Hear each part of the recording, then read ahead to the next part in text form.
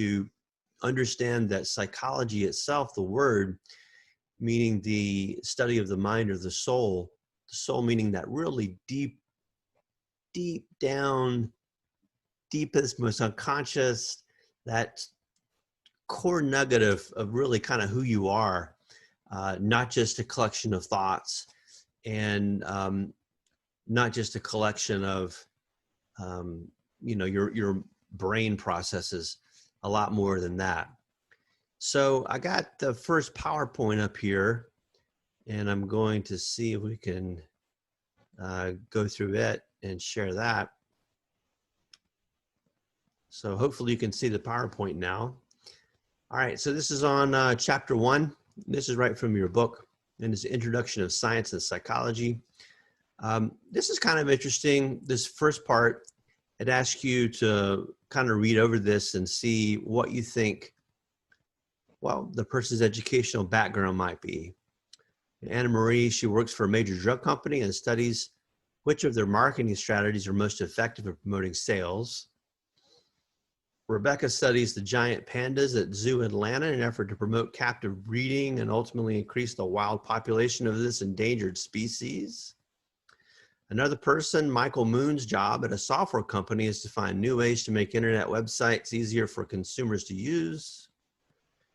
Sharon is the founder of a company and helps prepare witnesses to testify in court, teaches attorneys how to present their evidence in the most convincing ways, and Evan investigates the role of memory lapses, disorientation, errors, and other human factors in causing airplane crashes for the U.S. National Transportation Safety Board. Captain Karen, Chief of Mental Health Services at the U.S. Air Force Base, provides psychotherapy to military personnel suffering combat-related stress disorders. You probably have figured out by now, of course, this is a kind of a trick question. The truth is they all have psychology backgrounds, and psychology is has become a very, very diverse field. And people are able to work in a variety of ways in areas when you're working in psychology. So here's some questions we're going to be addressing in this chapter. What is psychology? How did it grow? Why don't all psychologists explain behavior in the same way? A big part of that reason is because of different theoretical orientations. Every psychologist has a different way of understanding what makes people tick. The truth is that every person, every human being alive is kind of a psychologist in and of themselves, that they all have a way of trying to understand or have a theory, even if it's not fully explained or even if it's unconscious. Everybody has a theory of what makes people tick or how human behavior is explained. It's very frustrating when you're a psychologist because, when you're a cardiologist and you tell someone, hey, you've got a heart murmur, nobody says, oh, well, that's interesting, but let me tell you what I think. No one ever says that. You have a heart murmur or you don't, right? It's a fact. But when, as a psychologist, you say, I think you're suffering from a major depressive disorder. Oh, okay. Well, that's interesting. Well, let me tell you what I think. People have their own theories about it. Cultural background, of course, can influence behavior. And we'll even look at how critical thinking can save you money. And what do psychologists, or how do psychologists learn about people? It's a lot of interesting stuff here. All right, so what is psychology? We talked a little bit about that at the beginning when we talked about psychology as its root word. But as a science, it seeks to understand behavior and mental processes and to apply this understanding in the service of human welfare, kind of across the board in all respects. I work as a neuropsychologist. I do a lot of neuropsychological screening and testing in my private practice over in Claremont. And I also am a forensic psychologist. I work in the courts. I work with attorneys. I started my career in the Federal Bureau of Prisons, work with a lot of inmates, and that's a really fascinating branch of psychology as well. A lot of subfields of psychology, and this list is by no means exhaustive, But psychologists study cognitive processes. Anyone know what cognitive means? To do with the brain? Close. To do with thinking? Thinking. Yes, it has to do with thinking. Cognitive is your thought processes. Literally, what are you thinking? What are your cognitions? What's going on in your head at that moment in time? That's what cognitive means. Biological. Personality. Anybody want to take a stab at what personality means? Just like the individual characteristics that like make a person who they are. Yeah, those individual characteristics to make you who you are. That's a pretty good explanation. It's really your behavior, your emotions, and your thought patterns as they develop and are exhibited over time. You know, you think about you might be in the dating world, and you have a friend who says, "Hey, I want to hook you up with this cute guy. He's got a great personality." But you know, in a pop culture kind of setting, that sometimes means something a little bit different. What does that often mean? If your friends say they have a great personality, what do you think that might mean for you? That they might not be the most attractive. Right. They lack in other characteristics. What's that? They lack in other characteristics. Oh, maybe they lack in other characteristics. Maybe they're not that good looking. Yeah, that's the old thing, you know. Not much to look at, but great personality. But the truth is, personality lasts a lot longer than looks do, right? Developmental psychology, how we grow. Quantitative psychology, and you know, the field of taking big data, which is boy, that's a hardcore STEM field, data analytics. That certainly applies to human beings in psychology. There's even a branch of economics called behavioral economics, which in a lot of ways, economists, as well as politicians, thought leaders, people who have to make policy, they like looking at behavioral economics because it gives them some understanding about how people make choices regarding certain products or things like that. That's a huge field in psychology and economics, where those two fields really overlap. Clinical counseling and community psychology, educational psychology, school psychology, social, industrial, organizational. That's a fascinating field too. Industrial organizational really takes the field of psychology and applies it to companies, applies it to businesses, and tries to help them run better in some ways. So, for example, can somebody tell me what was the best job you ever had so far in your life, and why was it the best job? So I worked at Regal, and that's the best job because it's the only one I've had. Why did you like Regal? Oh, I mean, I didn't. Oh, you didn't like it. What didn't you like about it? It was so repetitive, because when you're cleaning out the theaters, it's just the same like theater 12 times in a row. So. Okay, so you worked for theater company, Regal Theater Company. Yes. You had to do the same repetitive task over and over. So your job satisfaction, how happy you are with a job, on a scale from 1 to 10, 10 being the happiest you've ever been, 1 being you're absolutely miserable, where would you put that in there? Regal, I mean, I don't think I was miserable. Maybe 4. 4, okay. So, but pretty low. I mean, 4, that's not quite super miserable, but it's right on the borderline of being miserable, isn't it? Yeah. Yeah, well, you know, industrial organizational psychologists would want to study that. So like, for example, Regal Movie Theater might approach them and say, hey, you know, we're having trouble keeping employees for some reason. We don't really know why. Can you study this problem and help find out? So they talk to Kyle, and Kyle tells them about his boring, repetitive job that he despises. And so what do you think would have made it better? Like, what would have increased your job satisfaction? Oh man, I guess more variety. Maybe if instead of just working floor, I would also like swap with talking to the customers and taking the tickets. So maybe if I didn't just work one shift. Yeah, so that's called job rotation. So rotating your job around, having different duties, so it wasn't so boring all the time. That, you know, and in fact, that's a studied way of having increased job satisfaction among workers. What's really interesting too is a lot of studies have found in industrial organizational psychology that higher pay leads to higher satisfaction, but only up to a certain point. And you get to a certain point and the amount of pay that a person makes actually begins to plateau off their job satisfaction. So jobs are more than just what you make. I mean, you know, you might get paid $25 an hour to sort black, blue, and white marbles into bins, you know, and that's a boring, repetitive task. You're like, well, I'm basically getting paid $25 an hour. But, you know, after a while, that in of itself might be too much for you. So who knows? But that's one example of what happens with that. Health psychology. So in regards to medicine and a person's physical health, where do you think psychologists might be helpful in that?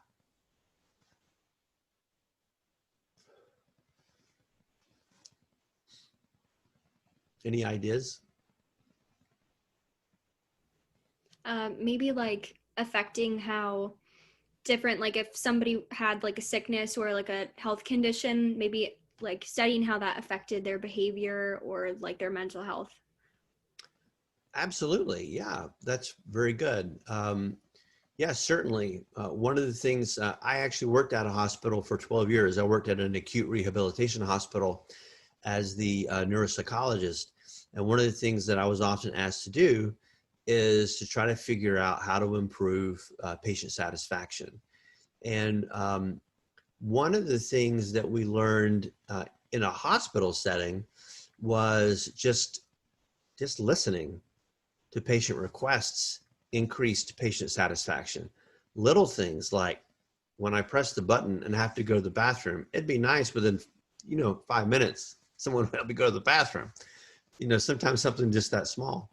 Other things though, outside of a hospital setting, psychologists often work with in health areas is like, for example, figuring out what's the most effective way to help a person stop smoking, or what's the most effective way to communicate health messages so people receive them and believe them in some ways. You think about in a lot of, sometimes there's this debate between vaccinations and no vaccinations.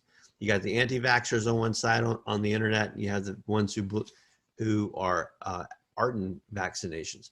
Now, we know from science that there have been literally decades and decades and decades of work to show that not only do vaccinations work, but they actually help to eradicate illnesses and improve overall quality of life. But how do you interrupt the misinformation about vaccinations? What do you think? Anybody have a debate with an anti-vaxxer before? Or maybe you're an anti-vaxxer and you want to debate us. Yeah, You it's can't difficult join the to. project. You have to use emotion. So like you'd have to basically do a better job of appealing to their emotional side rather than their logical side, because clearly they compromised there. Tony says maybe appeal to their emotional side rather than their logical side. What else? Yeah, I think just the fact that you can't debate them on the facts because there's just so much overwhelming evidence in favor of one side that if they haven't been convinced by now, they're never going to be convinced from that angle.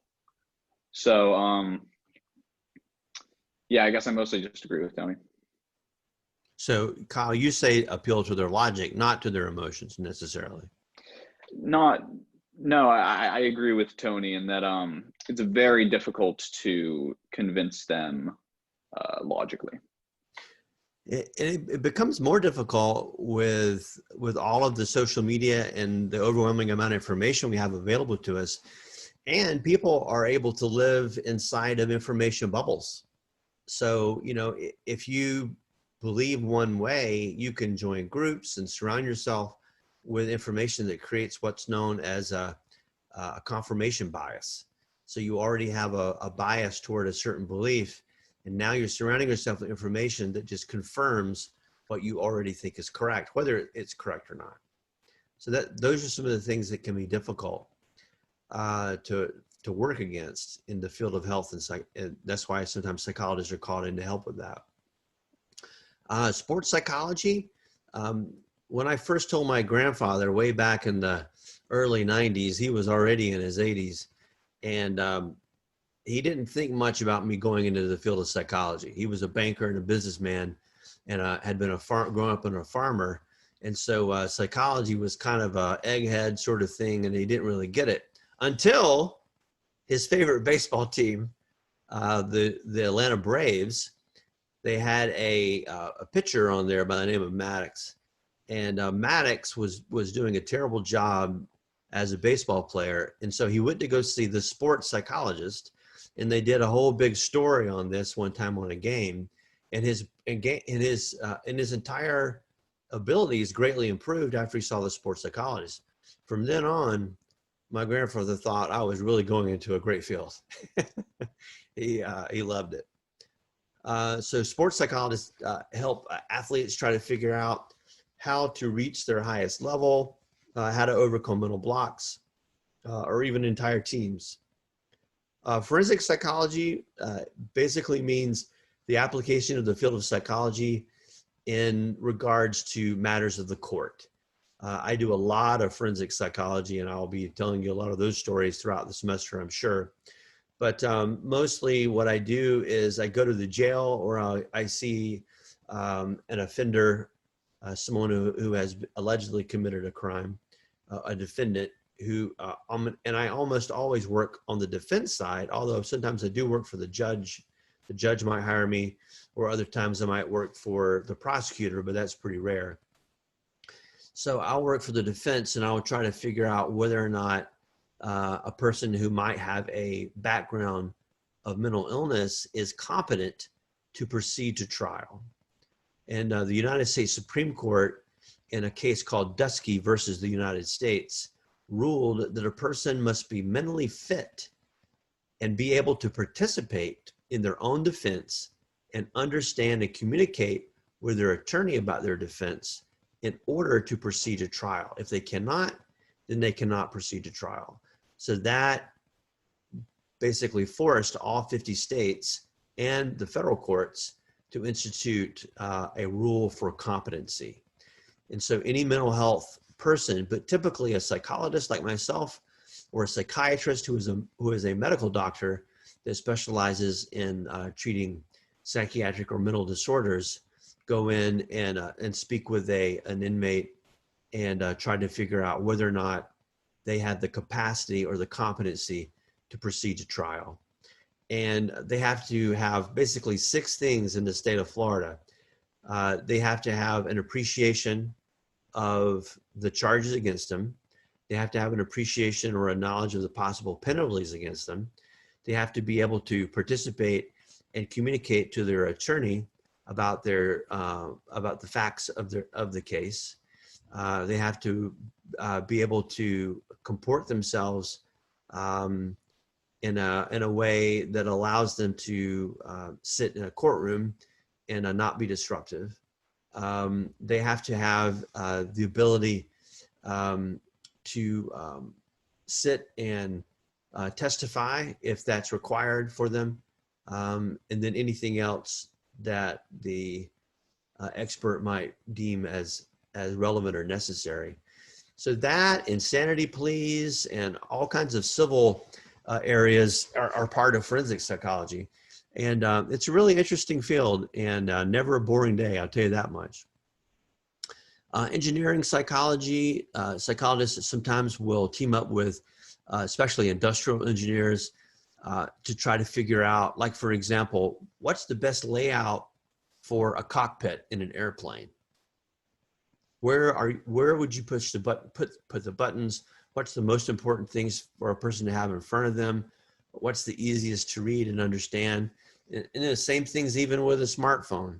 You know, all of those different things psychologists a lot of times have input into. And then environmental psychology, trying to help environmentalists understand what's the psychology behind people polluting, for example, or not caring about climate change or things like that. All right, so you've probably seen pictures like this before. You know, it's kind of interesting. Optical illusions. Where would you put a third eye? Children are fun to talk to about these kinds of questions. You know, once you hit 20, no one ever asks you again, what's your favorite dinosaur? What is your favorite dinosaur, by the way? I mean, T-Rex is the classic.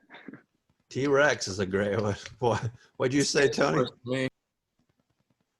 I said Velociraptor. Velociraptor, oh yeah. Excellent, very good.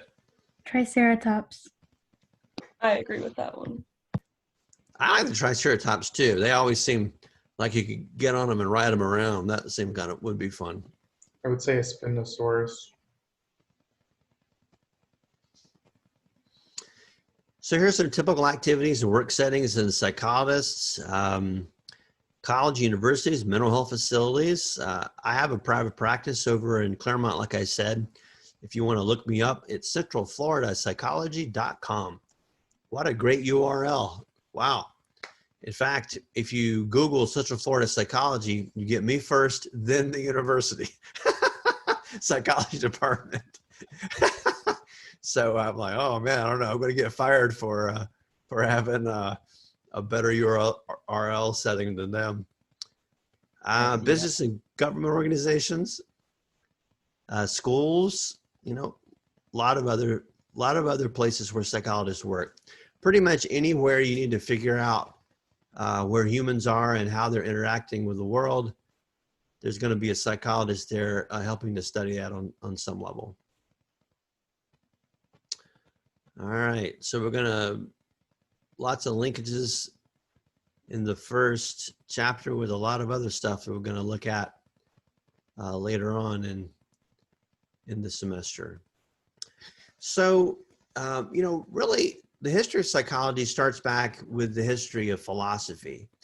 And, you know, the ancient philosophers in some ways were in fact psychologists. One of the things that makes that so is that really they were just studying human nature. They were trying to figure out what it means to be human, you know, what it is to have a good life, what it is to have an honorable life, what is it to lead a good life, what does good itself mean? You know, Socrates really was a philosopher that was like an annoying 3-year-old child in some ways, and he would follow you around and ask you all kinds of questions. So like if Socrates was here today, he might be in your room and he would see you getting ready to take your class on Zoom, and he'd say, you know, what are you doing? And you would say, well, I'm getting ready to do my class. And Socrates would say, why?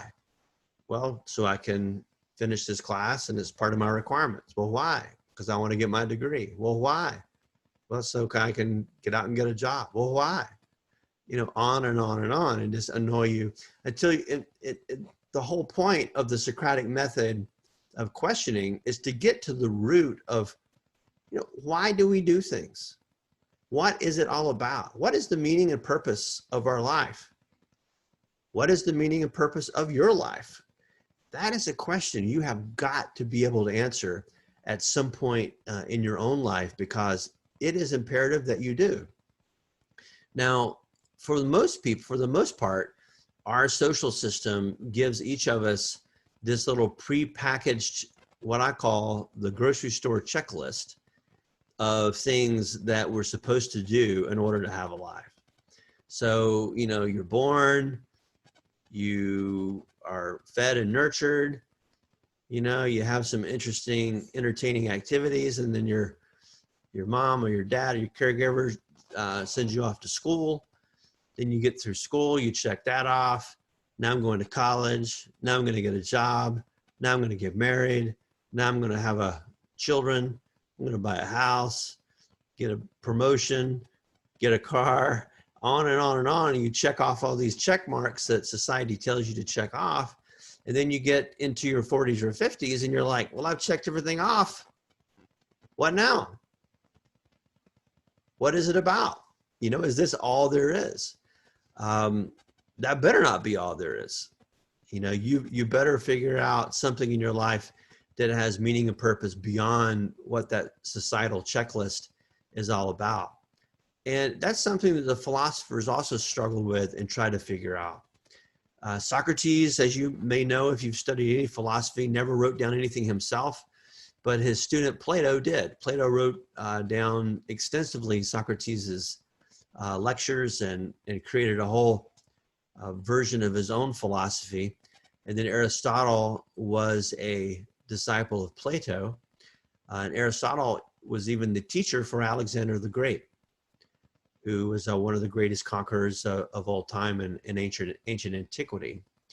Later on, hundreds of years later, in the 1600s, you had John Locke, who came up with this whole idea of the tabula rasa, or the blank slate. You know, he didn't think humans were born with any innate knowledge, that there was no nurture, it was all nature.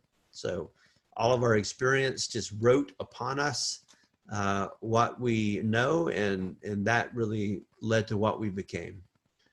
Berkeley and Hume, they all advocated philosophical views known as empiricism. And what is empiricism? When we think of, well, I'm a believer of empirical science, I'm better than you are, you know. You hear people say that all the time on social media. What does it mean to be empirical? You gain knowledge by observing things. That's right. It's not through reason alone. You know, the early philosophers thought just by reasoning things out, basically by doing thought experiments, we could learn and know all we needed to know about the universe. What the empiricist really said is that reason is important, but what we're directly observing in the world is also important. In fact, may even be more important, because sometimes reason alone can lead us astray if we are not backing that up with evidence. And that's really what became the basis of modern science itself, and also what became the basis of modern psychology. So the birth of modern psychology is credited with Wilhelm Wundt in 1879, who really began to use behavioral observations of people to understand a little bit more about what that was all about. He used laboratory science methods to study consciousness and began psychology's transformation from philosophy to science. He used introspection to study conscious experience. So when we say consciousness, what does that mean to you? What is your consciousness? Your awareness. Absolutely. Your current awareness. Means how aware you are, like how aware you are in the situation, or just in general. How aware you are in a situation in general. Good. Yeah, both of those are correct. What else is consciousness? How you think about yourself. How you think about yourself. So what would it mean if your computer suddenly gained consciousness? What would that mean? It could think on its own. It could think on its own. It would maybe be able to go beyond its programming in some ways, right? So, you know, it's really fascinating. If you've ever had a sibling, or if you're a parent, you've ever had a young child, and you've seen them, they go from an infant to this thinking, talking creature that begins asking questions. And it's really fascinating to watch them grow in their own sense of consciousness. And one of the things that's really baffling to science is, what is consciousness? What is human consciousness? How are we able to have this ability to step back, observe our own thoughts, realize that we are self-aware, independent beings that we know of? Hopefully we're not stuck in the matrix, right? that we're independent beings beyond that, and we're able to kind of observe, what is that, and how does that arise in our brain, and why is it so difficult for us to replicate? Elon Musk is scared to death of artificial intelligence or machine consciousness, and so he has started a company back in 2016 that he claims tomorrow he's going to be able to demonstrate the very first brain machine implant that it will allow you to access the internet with your thoughts. Wow, that's kind of wild, isn't it? I mean, that would make taking the SAT or the GRE really a lot easier, wouldn't it? That would just like, Google this question. So kind of fascinating, but that's a big part of what psychology is all about. So structuralism is one of the early stages of philosophy and psychology. It's pure scientific research, and it spurred the development of psychological laboratories, actually trying to do laboratory experiments. What do you think is one limitation, or what is one extraneous variable, do you think, in trying to put humans in laboratories and experiment on them? Like, what would be a drawback or a setback of that, or a extraneous variable for laboratory experiments with humans? Well, each person acts differently, so you can't really get a general you can't get like an easy general consensus because everyone just responds differently. Everyone responds differently, so it's difficult to generalize your findings. Yeah, Giovanni, good. What else? You have ethical constraints. Ethical constraints, right? Yeah, I mean, we might want to study, like, what would happen if we put a guy in a box for 30 days? Let's find out, right? Well, maybe he don't want to go in the box, or maybe we talk him into going even if he wanted to go in the box and he agreed to go in the box, would it really be ethical to put him in the box, right? How big is the box? On and on and on. A lot of ethical questions about that. What else do you think might be a constraint? I'd say there'd be like confounding variables. You'd only be able to observe a person's behavior, but not necessarily their thoughts. Yes, absolutely. What a person thinks and how they behave sometimes are not the same, is it? At all. You see this sometimes when you're dating someone. Baby, do you love me? Oh, yes. I love you. No, you don't. You can feel it. Ah! Or the worse than that is, well, I love you, but I'm not in love with you. What does that mean? We don't know. All right, so stimulus for introspection. Here we go. Ignoring what is the object is, try to describe only your conscious experience of it. So it's kind of hard to do that. So we're looking at this object here on the screen. How would you describe your experience of the object without first really understanding or naming the object? Immediately when you see it, you probably have a whole series of thoughts about what that is.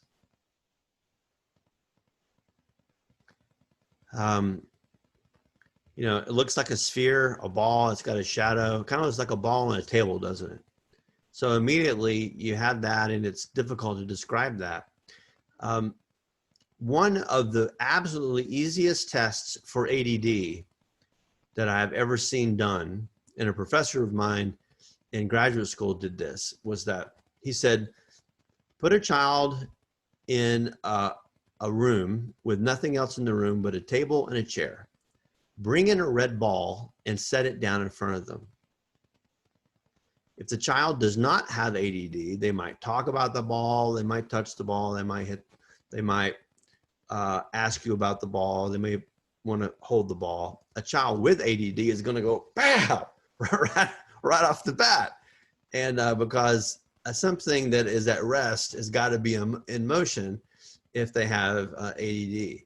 So my own memory of that story is immediately what leapt to mind when I saw this. So in some ways, you know, this is a good example of none of us are really ever able to see a thing as it truly is without filtering that thing that we're looking at or that we're experiencing, that we're sensing with one of our senses. We're always filtering that through our experiences, through all of our memories and all of our associations with that thing.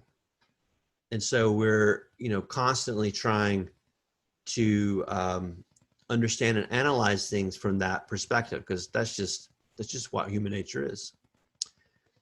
Gestalt psychology. Anyone know what Gestalt means? It's a German word.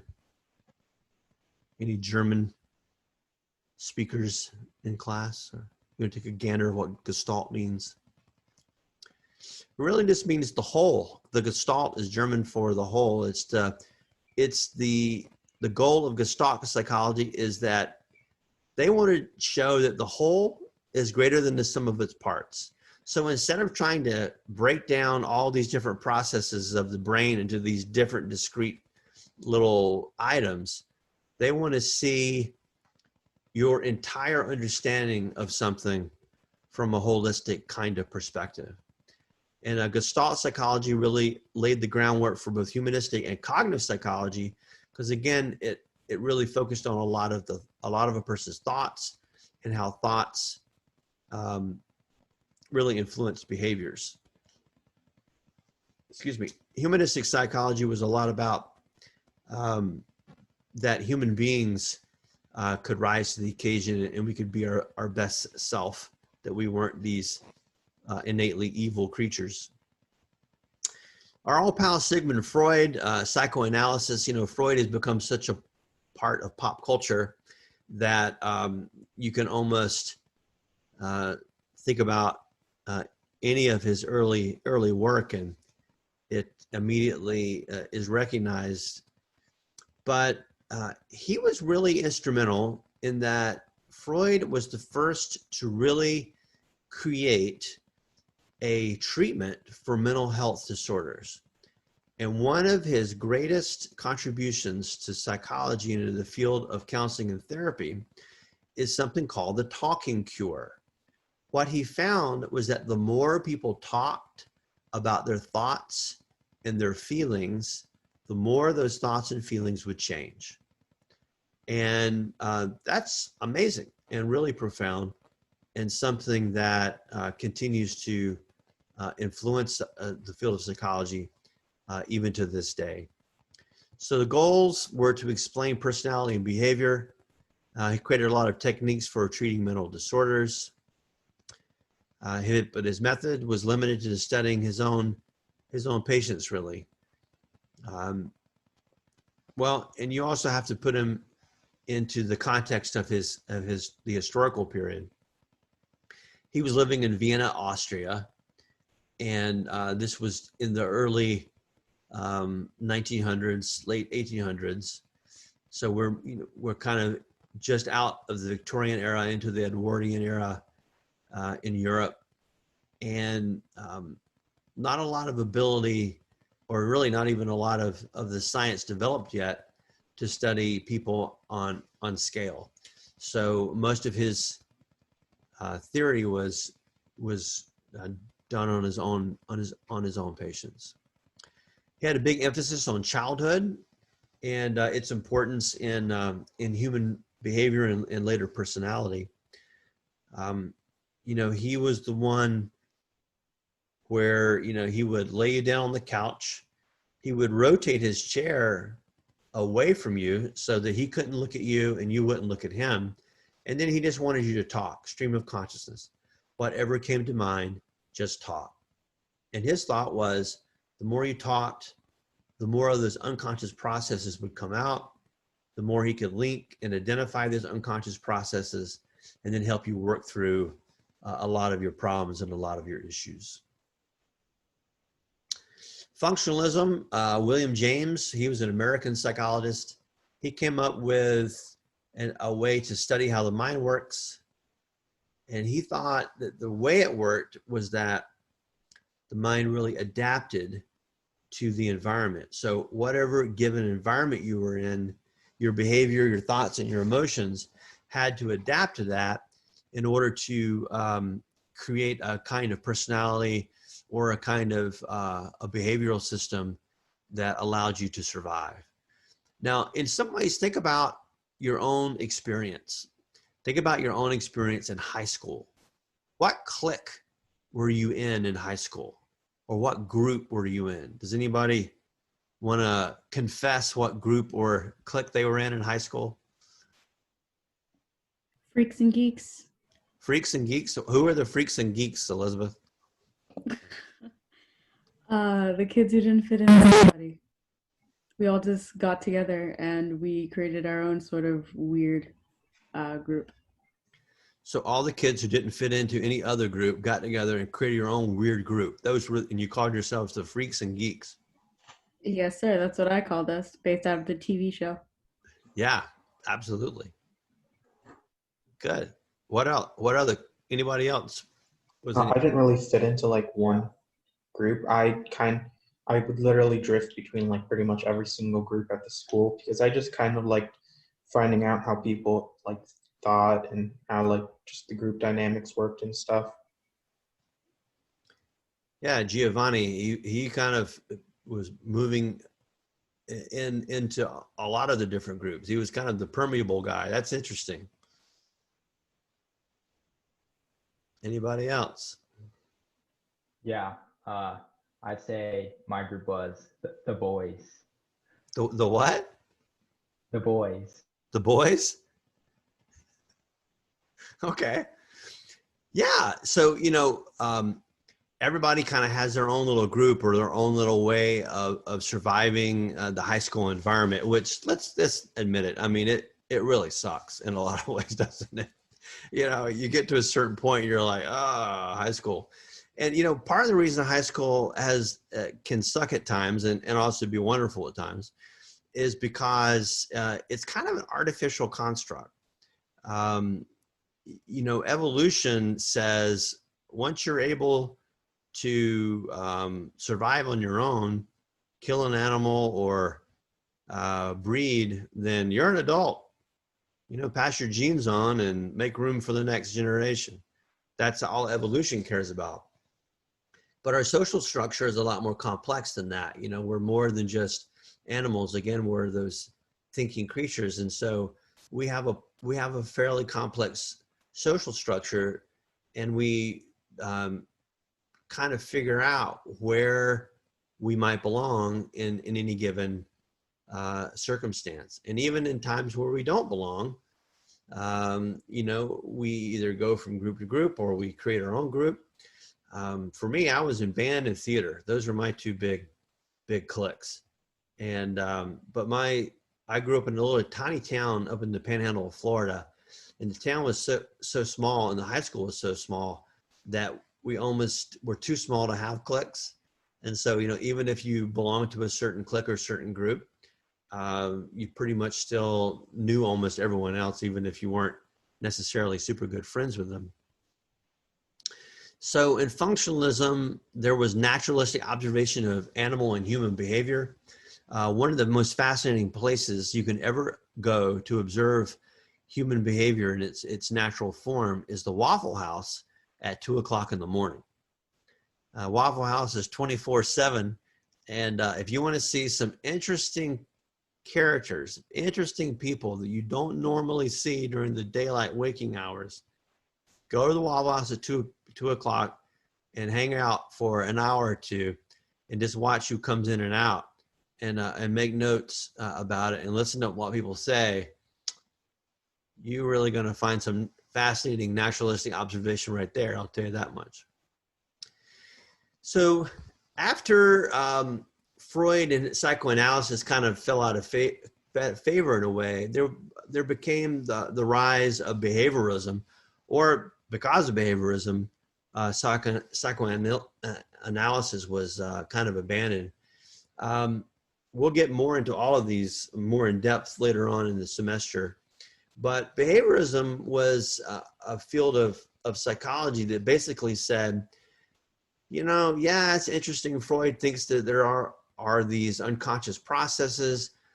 There are these things called the id, the ego, and the superego, or these different structures of personality that influence our behavior.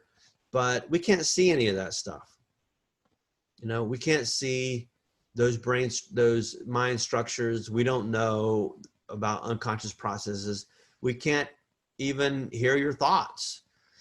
The only thing we are able to know 100% scientific certainty is what you're behaving, what you're saying, what you're verbally saying, and what you're actually doing, what your behavior is.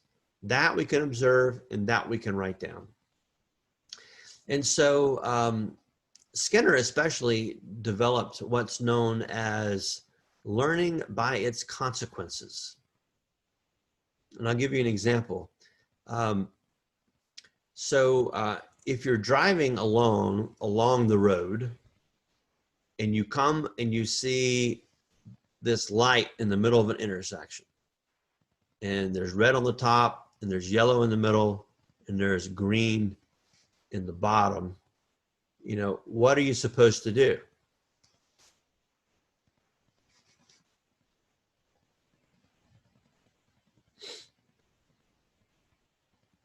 Anyone? I mean, you're supposed to follow it. In what way? What does the different colors mean? What are you supposed to do? I mean, if it's red, you're supposed to stop. Yellow, caution, slow down, that kind of stuff. Or green, you're good to go. Oh, you slow down on the caution. I thought caution meant you floored it. I mean, it depends on if there's other cars around or a cop. Oh, okay. So you don't necessarily obey it or follow it. You only obey it or follow it if there's consequences that are that might follow. Is that what you're saying, David? For the most part, yeah. Okay. I think it's more of like if it's in your best interest, you know, like for example, if it's cops around, it's in your best interest not to do it. But if you're trying to get somewhere and there's no cops, then it's in your best interest to go. I think like inherently people kind of look out for themselves.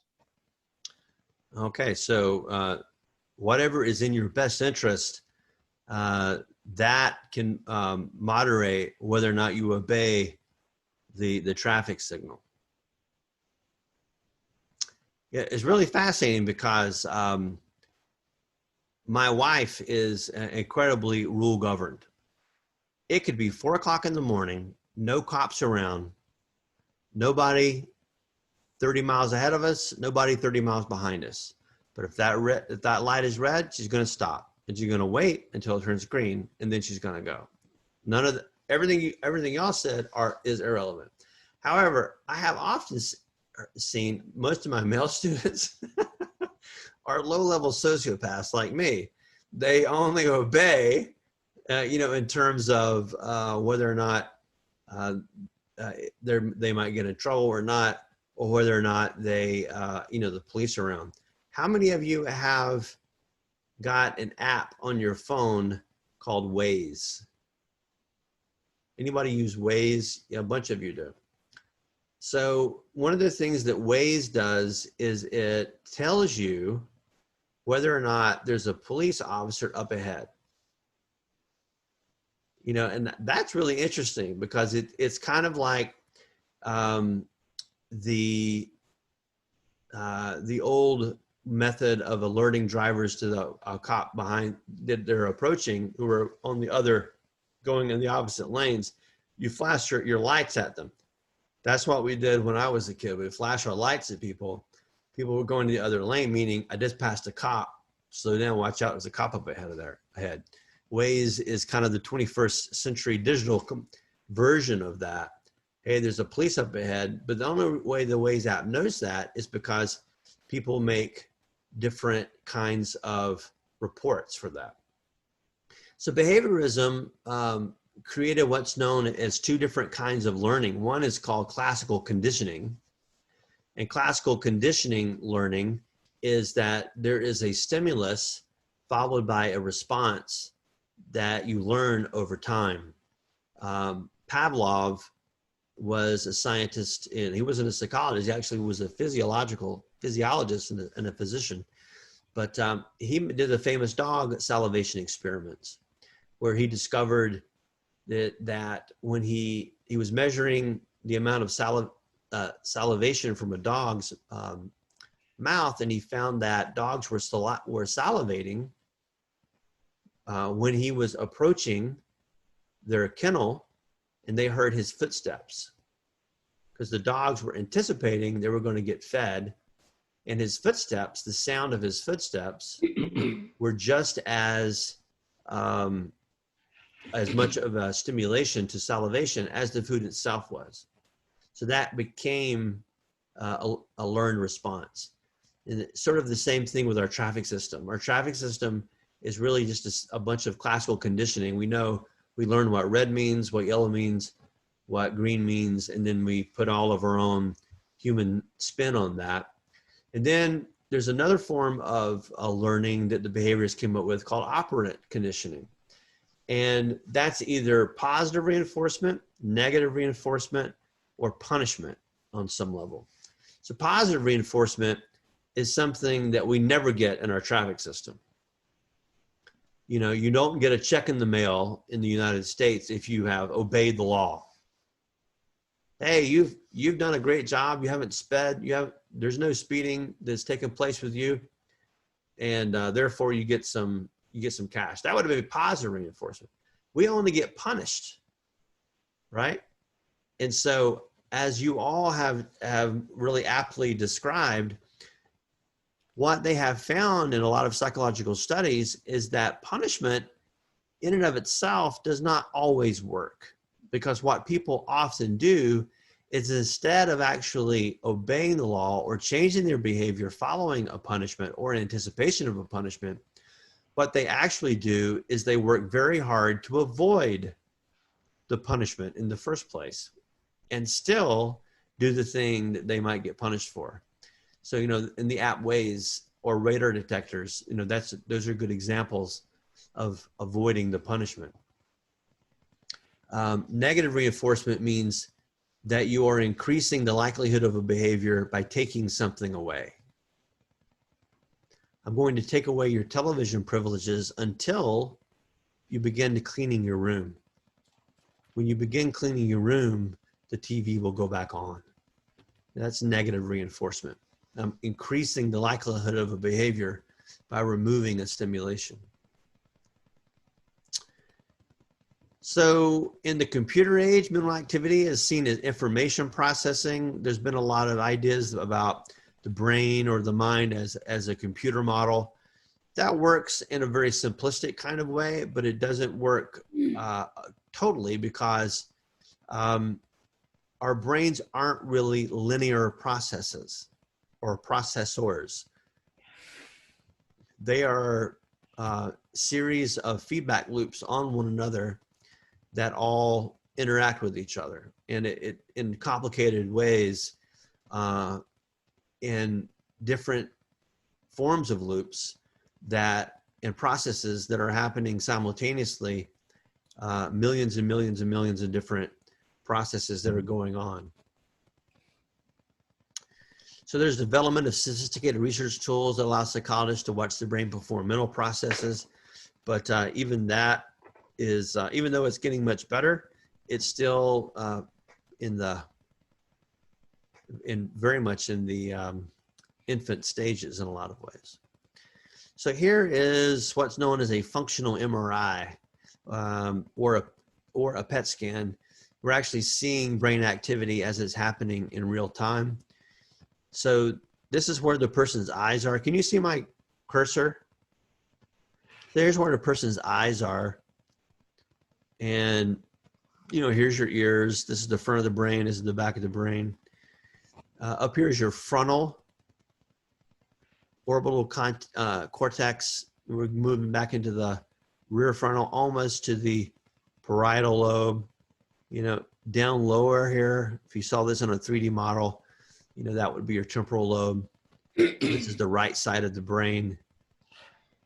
So different brain processes happening. We're not sure what all this means. The person's thinking, and they're trying to map it out and figure out what all that means. So a lot of different approaches to the science of psychology, and not all psychology explain behavior in the same way. And a lot of that is because of different theoretical orientations like we had talked about before. So you got the biological approach, and you know, the medical model of brain processes or psychology pretty much focuses just on the biological approach. That's what psychiatrists do.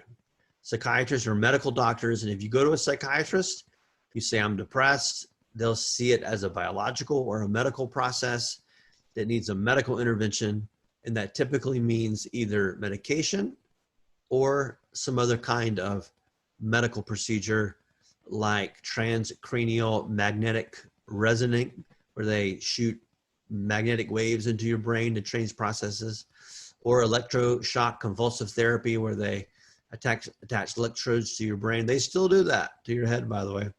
And they send electricity through your brain to try to change your brain processes. Or more typically what happens is they give you medication. Oh, you're depressed. Here's some Prozac. Here's some Wellbutrin. Here's, you can't sleep. Here's some Lunesta. Try some melatonin, you know, whatever. Trying to create different biological ways to affect your mental processes and your behavior. The evolutionary approach assumes that behavior and mental processes are largely the result of evolution through natural selection. So for example, everything that we are able to do as human beings from an evolutionary point of view arose because it did what, do you think? Helped us survive. Helped us to survive, absolutely. So, you know, the fact that we're able to walk on hind legs, you know, we're able to walk upright. What evolutionary ability, or what ability do you think that gives us that maybe our ape cousins don't have? I think it's because it helped us hunt, because we could like out endure other animals, other quadrupeds. Maybe a more efficient way to move. Maybe it gave us better sight lines. We're taller. We're able to see a little bit further distance. What's really fascinating is about the time humans began walking upright was about the same time there was a major climate shift on the earth, and the African plains went from largely densely forested areas to plains and grasslands. So plains and grasslands, you know, grasses you're able to see over them and see the horizon and see long distances much easier if you're standing on your hind legs rather than crouched down on all fours. So that might have been part of it. There's one theory as well, is that there are mental processes, or even what we consider to be disorders today, that might have served an evolutionary purpose. Can anybody think of a disorder that's common among college students that might have served an evolutionary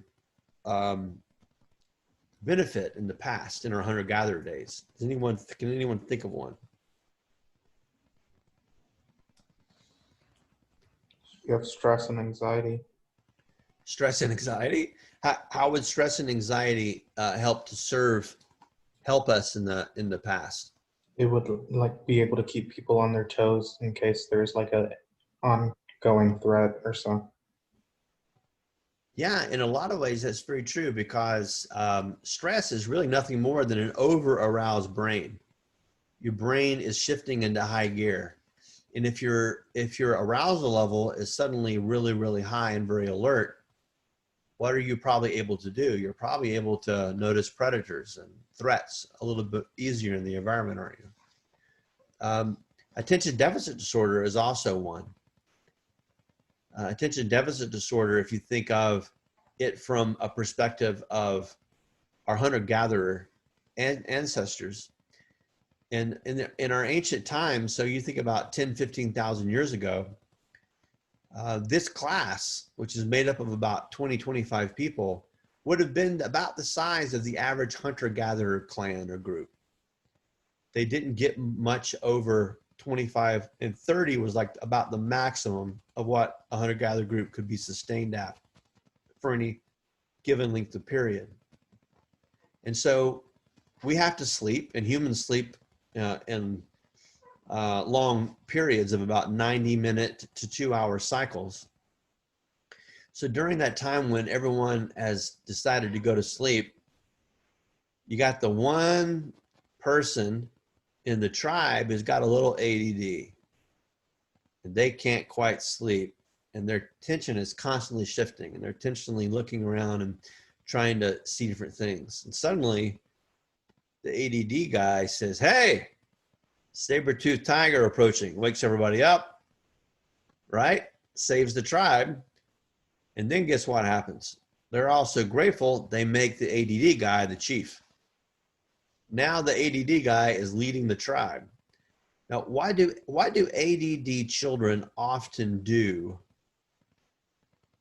If you've ever seen an ADD child in a play group, or especially outside, what do they often do?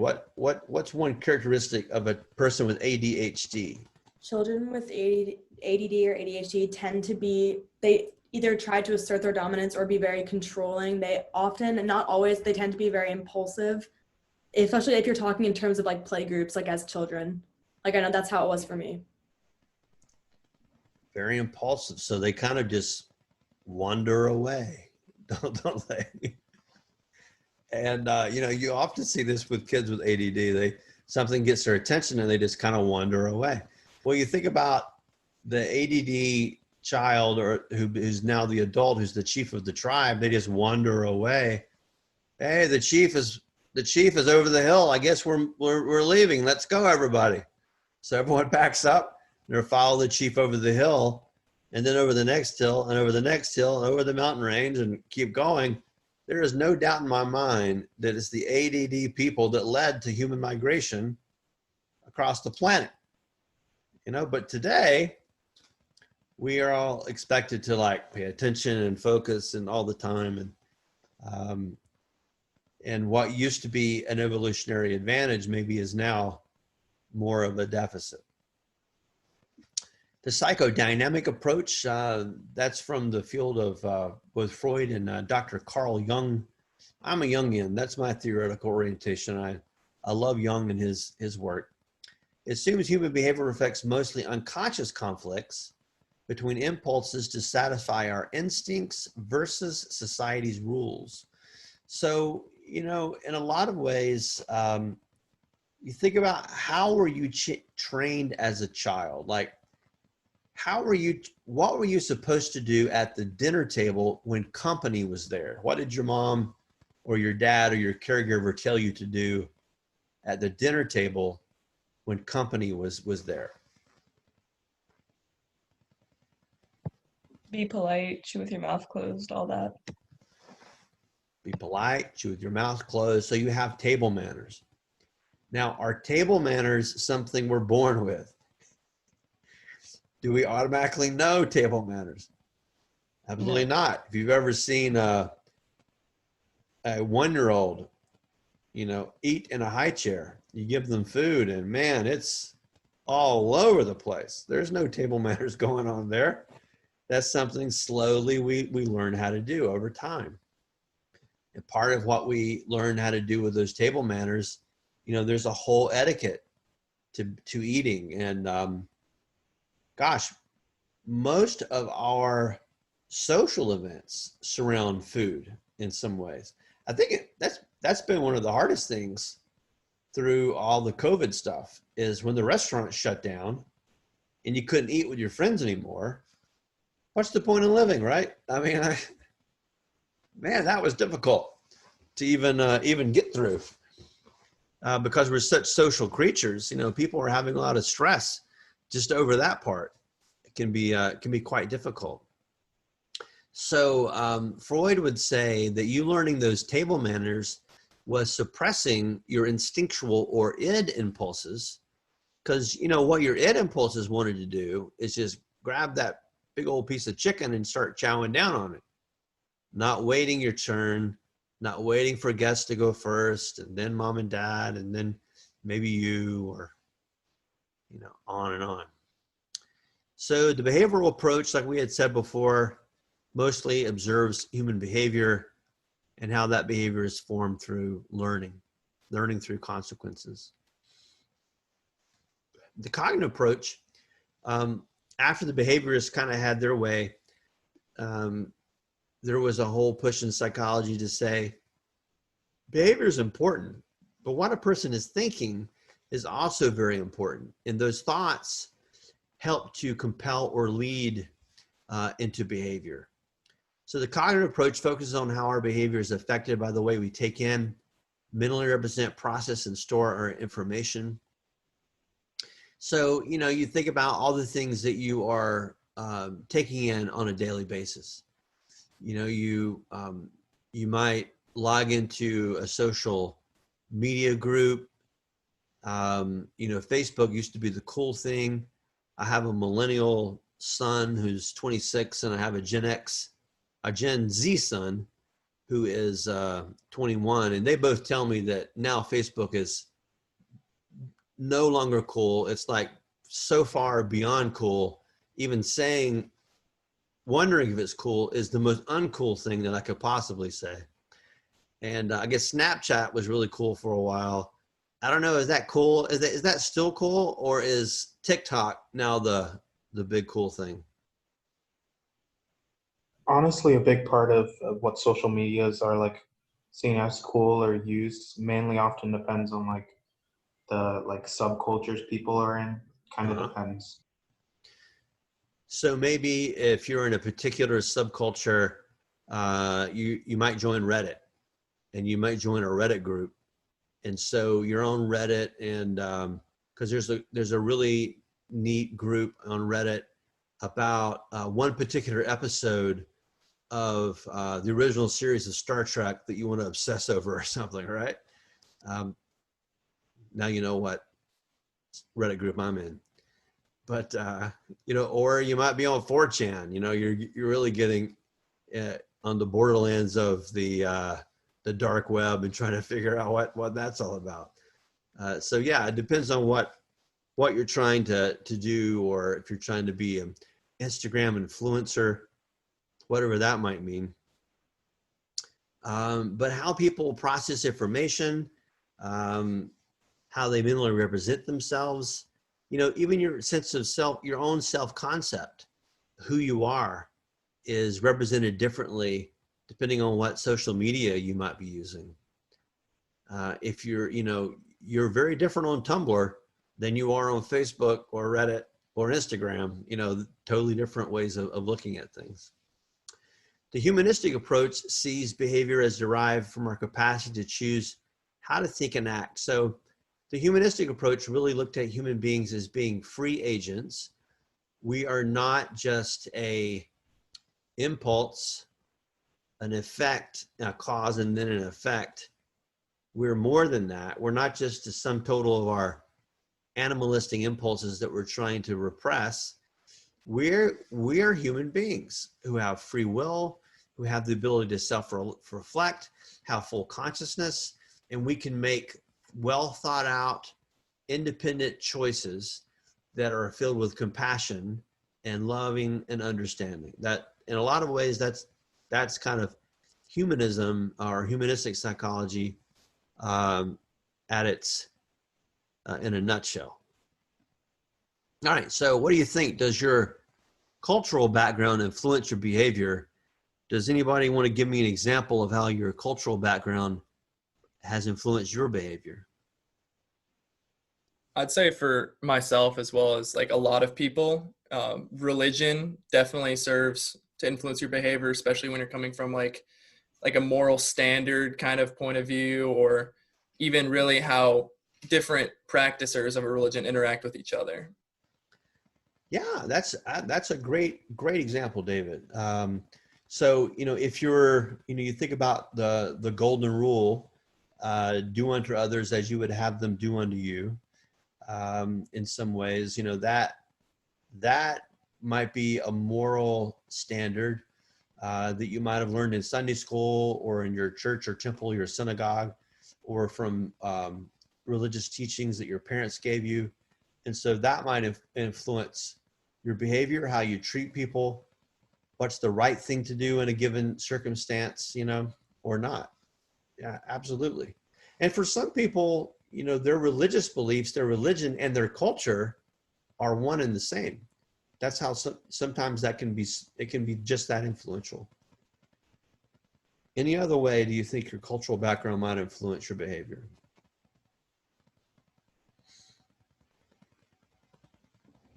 My mother is from the West Indies, and a way that I think I've really been impacted by her is that I never wear my shoes inside the house. It's considered sort of a sign of disrespect, so I take my shoes off as soon as I walk through the front door, and kind of expect guests to do the same. I actually love that cultural norm, and but I'm sorry to say I don't practice it as much as I should. I do practice it quite a bit. If I know for a fact my shoes are going to be dirty, I try to take them off in the garage. But yeah, that's a great example, Elizabeth. I love that. What a good example that is. Anybody else want to share a cultural background that might influence your behavior? Well, there's always cuisine and ethnic cuisine, how that typically affects the way people taste stuff and what they decide to eat on a regular basis. Yes, absolutely. If you grew up in the deep South on the Gulf Coast like I did, you probably love spicy food, Cajun food, Creole food. Sometimes if you're from the Middle East, you love spicy food. Elizabeth, coming from family from the West Indies, you probably have all kinds of spices and cultural dishes that you're familiar with. Yes, sir, I do. Yeah, I love Caribbean food, love it to death, and it's one of my favorite. But I have a student who is also an intern with me at my private practice, and she is from Wales, from the United Kingdom, over close to England. And she is the opposite of spicy. Everything has got to be what I consider to be the most bland food in the universe, or she doesn't like it. And so we're always trying to figure out, if we're going out to lunch, where do we go? And is there somewhere she can eat, something there she can eat, because we know she's not going to like anything spicy.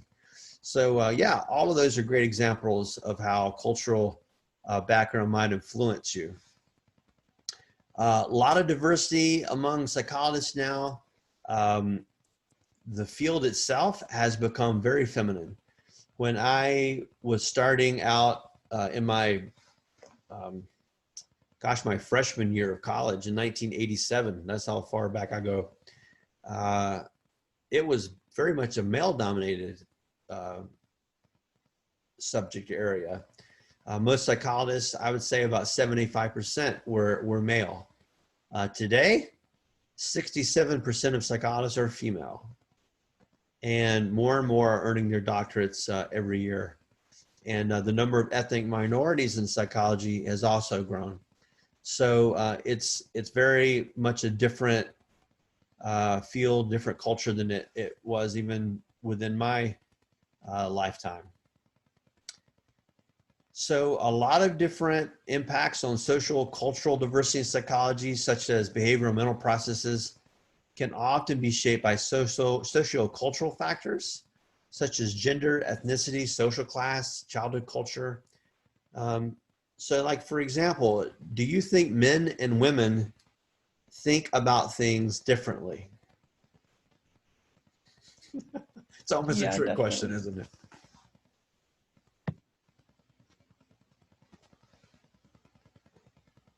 Was rhetorical? It's not rhetorical. What do you think? Tell me what you think. I'd say yes. And if you say yes, then in what way do you think? And you be careful of this one. I'd say, especially looking back, You can look at like the 1950s. There's a lot of cultural expectations that whether or not people wanted to, they were kind of forced by society to think in certain ways. I think some things are instinctual. I don't know exactly what that would be, but I think that's just general psychology. A lot of things are instinctual too, just from my opinion. I think that scientifically, I think men and women think different because men have like testosterone that makes them think slightly, I don't know, is aggressive the right word? I don't know. Yeah. But like, I think scientifically they do think differently.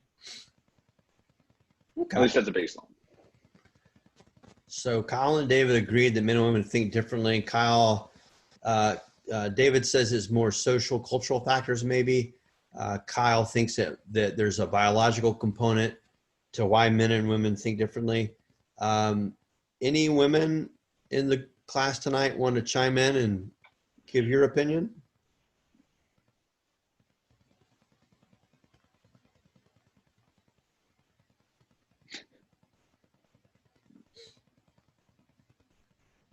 I guess not.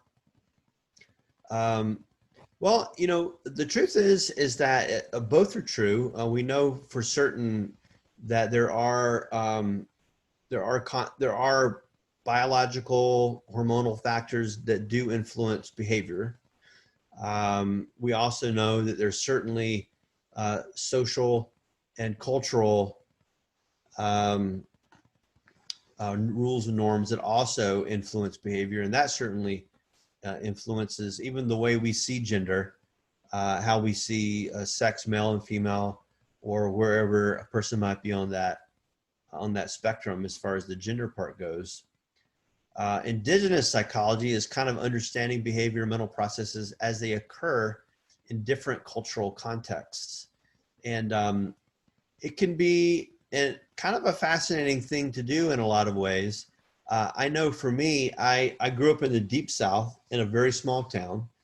And then I lived in Pensacola for a while. I lived in Springfield, Massachusetts for a while, which was a very different culture from the one I grew up in. And then I lived in Chicago, Illinois for a while. Also a very different culture from the one I grew up in, even though they had a lot of overlaps in unexpected kind of ways.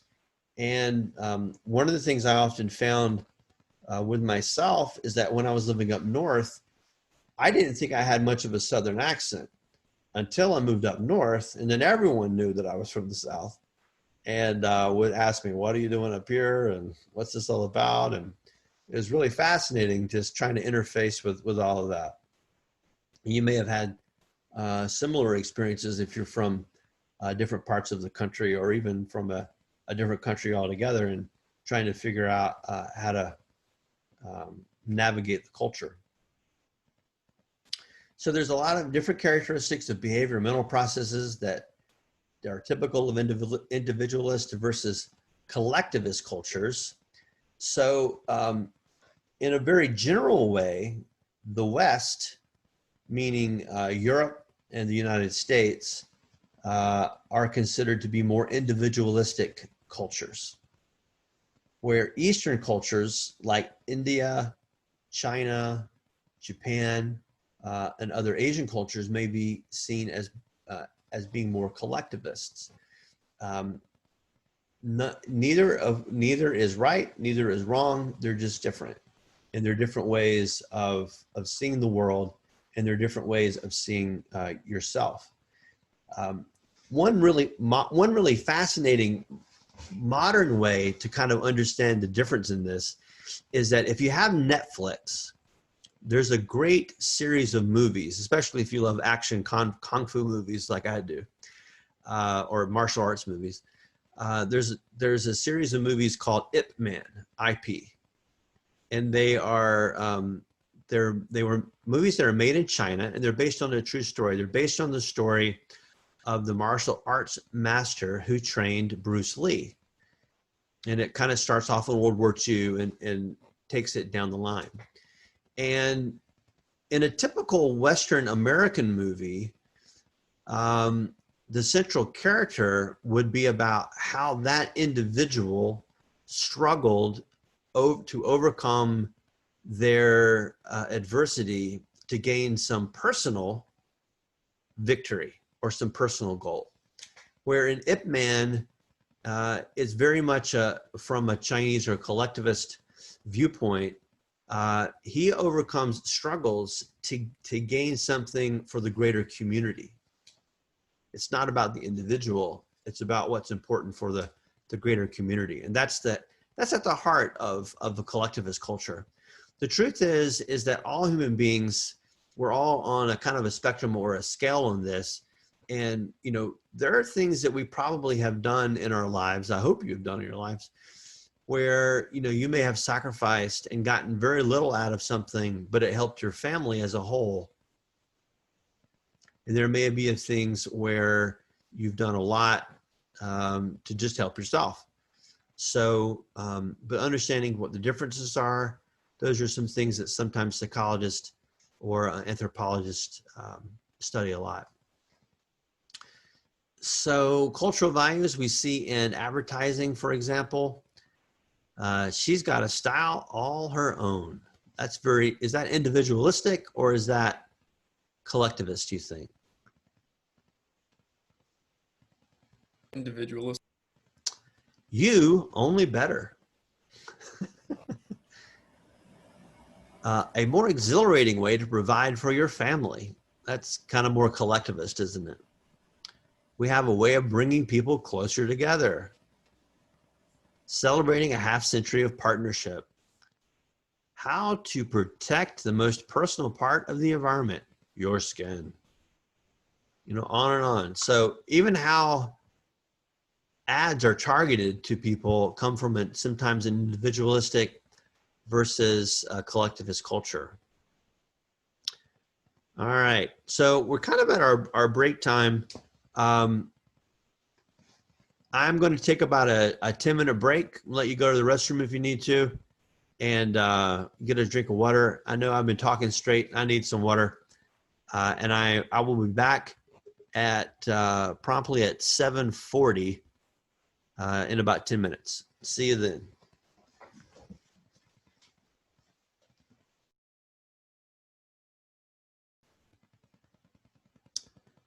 All right, so thinking critically about psychology or anything else. And in today's world, this is something that is sorely needed.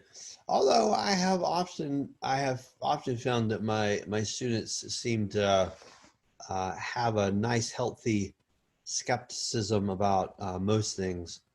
And that's probably a good trait to have in today's world, certainly.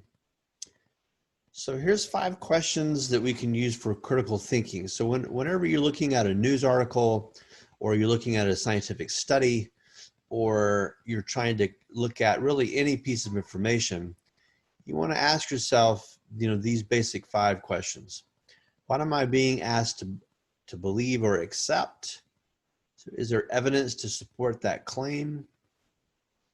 Can the evidence be interpreted in another way? That's a really important part, because sometimes people aren't really arguing about what's factual. They're often arguing about how to interpret those facts.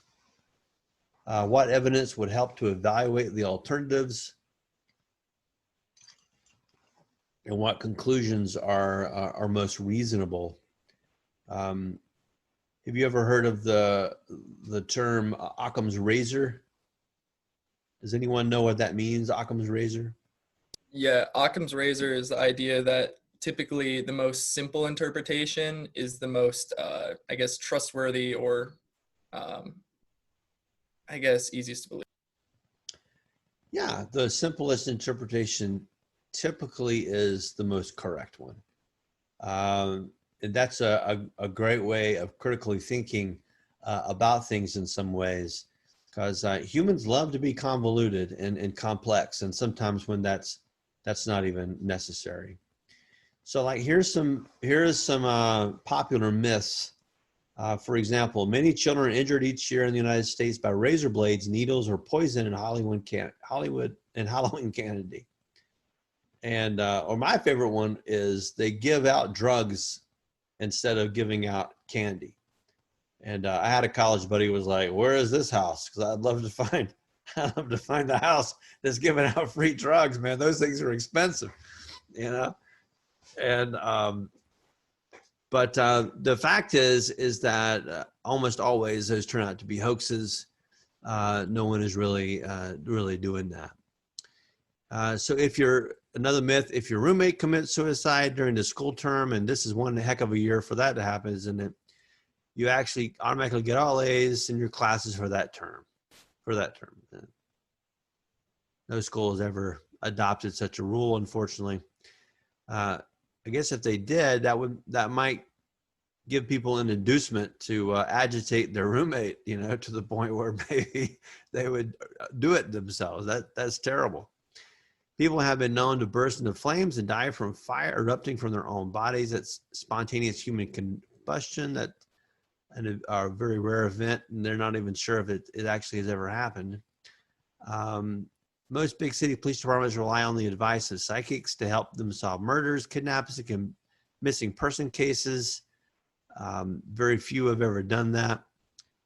Murders, suicides, animal bites, and episodes of mental disorders are more likely to occur when the moon is full.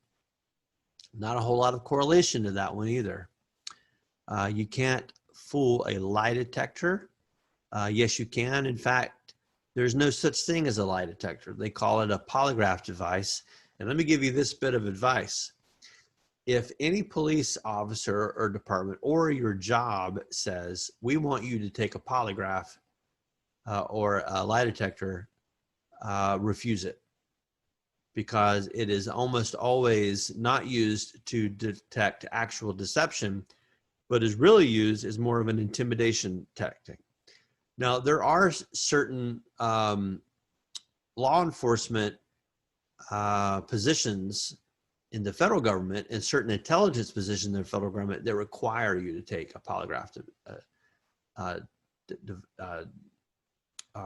test. And that's, but again, it's not necessarily lie detection as much as it is a tool for interrogation.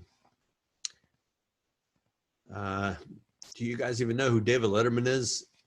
This is an old slide. Yeah. Do y'all know who Johnny Carson is? Chase doesn't know Johnny Carson. Oh, that's so sad. He was once the biggest late night guy on TV. All right, critical thinking, scientific research. So one must ask specific questions in order to get meaningful answers. You probably have learned something called the scientific method, trying to figure out what exactly that is. The very first thing that is actually is not even on this slide, but what's really the first thing you have to have in the scientific method in order to proceed? An observation. An observation, or you got to know what the problem is to begin with, don't you? You have to be able to state the problem, and that often requires you to make an observation. And so after you understand what the problem is, then you want to create a hypothesis, and it's got to be specific and it's got to be testable. So let's try to think of an example. What would be an example of a problem we were trying to solve, and then how would we create a hypothesis about that problem? Anybody got a problem we want to solve? Maybe something simple. I don't know if this is really considered simple, but why people in grocery stores don't follow those directional arrows that you're supposed to follow so that you aren't close to people because of coronavirus. That's been going through my head for a while. Oh, that's a good one, Elizabeth. Riley, did you have something? Oh, I was going to say, this is just my opinion. I feel like people are lazy when they don't want to walk around the other way. But you could definitely do a test on that as well. So Elizabeth identified the problem, and Riley has already come up with a possible reason for their behavior. So the problem is people aren't following the arrows in the grocery store in order to maintain social distancing. That's allegedly what they're for. So if we were going to create a scientific study to study that behavior or that phenomena, what are we trying to study? We're trying to study people's ability to follow or not follow the rules. So how would we create a hypothesis that's specific and testable about that particular problem?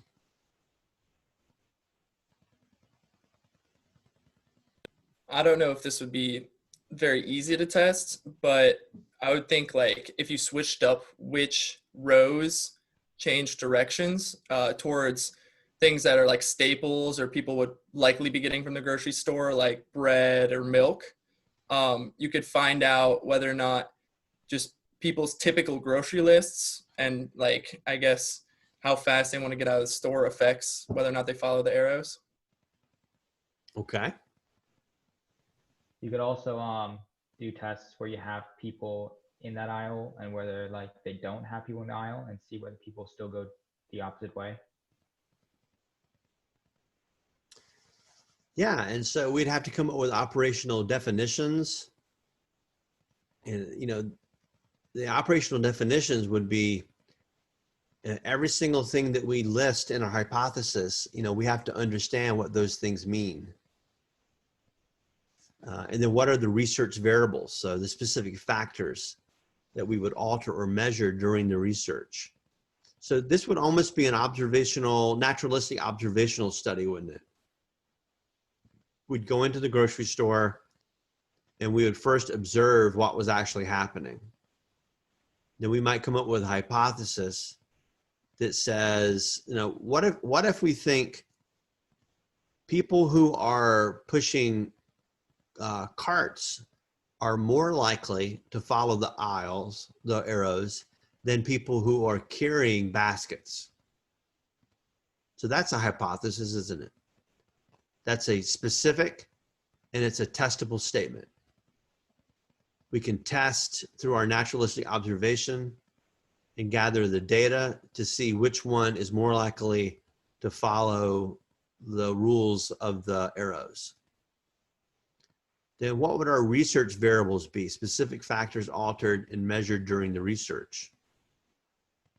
We would have to figure out what a cart is. You know, I think everyone probably has seen a grocery cart, but they do vary from store to store a little bit. Aldi's has a little bit different grocery cart than Publix does. In fact, with Aldi's, you got to put a quarter in to get it to release to even get a cart, where at Publix you get one for just get one. It's there for you. And they're shaped a little different. They push a little different. Walmart's a little bit different than even Publix is. Whole Foods they're a little bit different. So, you know, depending on what store it is, the variables might be different. And the kind of customers that you get to those different stores might be different. So is the Winn-Dixie customer the same customer, do you think, as Whole Foods, for example? Probably not, at least in my, you know, but we don't know, you know, that in and of itself might be a hypothesis too that we want to study. But in my anecdotal experience, my personal experience, they seem to be different customers, even though I shop at both stores. Then you have research variables. What might be an extraneous variable? And an extraneous variable in a research study is a variable that sometimes is not predicted by the researcher, but influences the outcome, and that you only can you might be able to predict it, or you only see it after the fact. What do you think might be an extraneous variable in our arrow following study we're going to do, or we're thinking about doing in our thought experiment? Size of the shopping cart, maybe. Size of the shopping cart. That might not be something we can influence, but it may have an influence on the outcome of the research. What else might be an extraneous variable? So I was saying a shopping trip, like are they buying a bunch of stuff or buying only a couple items? Yeah. Is this their monthly shopping trip? Is it a weekly shopping trip? Is it just a quick trip down because they forgot one item on their regular list? Right? Exactly. All those might be extraneous variables that that influence the outcome. So you also have what are known as reliability and validity concerns. Reliability is the consistency of evidence obtained, and the validity is the degree to which the evidence accurately represents the topic being studied. So, for example, if we're studying, for example, intelligence is actually a very complex psychological construct. Now, psychologists have developed all kinds of ways to measure at least one part of what we think of as intelligence. One test that I often give in my private practice is called the Wechsler Adult Intelligence Scale, or if it's for a child, I give the Wechsler Intelligence Scale for children. And this test consists of 10 to 15 different subtests that test both verbal abilities and nonverbal abilities. So pattern recognition or right brain kind of abilities, and then it also tests verbal abilities. And those verbal abilities are things like, I'm going to say a word, tell me what that word means. I'm going to ask you a question, tell me what the answer to the question is. Like, for example, here's one actual question in the information subtest of the children version of the Wechsler Intelligence Scale. On what continent is the Sahara Desert? What's the answer to that? Africa. Africa is the correct answer. That's right. And so, that's a piece of information that typically, if you were born and raised in North America and you went through our school system, that's a bit of information that you should have collected. And so the intelligence scale looks at that. And so what they have found with that kind of intelligence scale is it does a really good job of predicting how well a child might do in school or how well they might do in an academic setting in the Western culture. It does not predict very well at all how successful materially a person might be later on in their life. Are there very intelligent poor people out in the world? Yes, there are. And there are also very dumb rich people. Sometimes all you need is knowing how to do one thing really well, and if it's something that people really want, you can get rich off that thing. And a lot of people have discovered that. It doesn't mean that you're super intelligent in any other kind of context. You just do that one thing really well. So theories then are a set of statements designed to explain certain phenomena based often on the outcome of different scientific studies. And people who don't really understand science will often say, well, that's not a fact, it's just a theory. And you say, yes, that's true. It is a theory, but it's based on facts. It's based on observations. It's based on scientific studies. And it's based on what we know now about that particular phenomena. So how do psychologists learn about people? First, you got to describe the phenomena that you're trying to study, like we did with our grocery store study. We make predictions about the phenomena.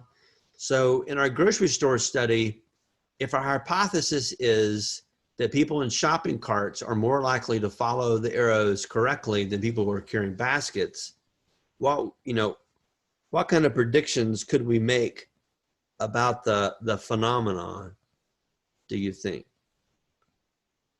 You talked about it a little bit earlier when you were talking about extraneous variables too. It almost seems like our prediction is the less things you've got to get, the less likely you are to follow the arrows. the more things you have to get, the more, and the longer you're going to stay, the more likely you are to follow the arrows. That would be hypothesis number 2.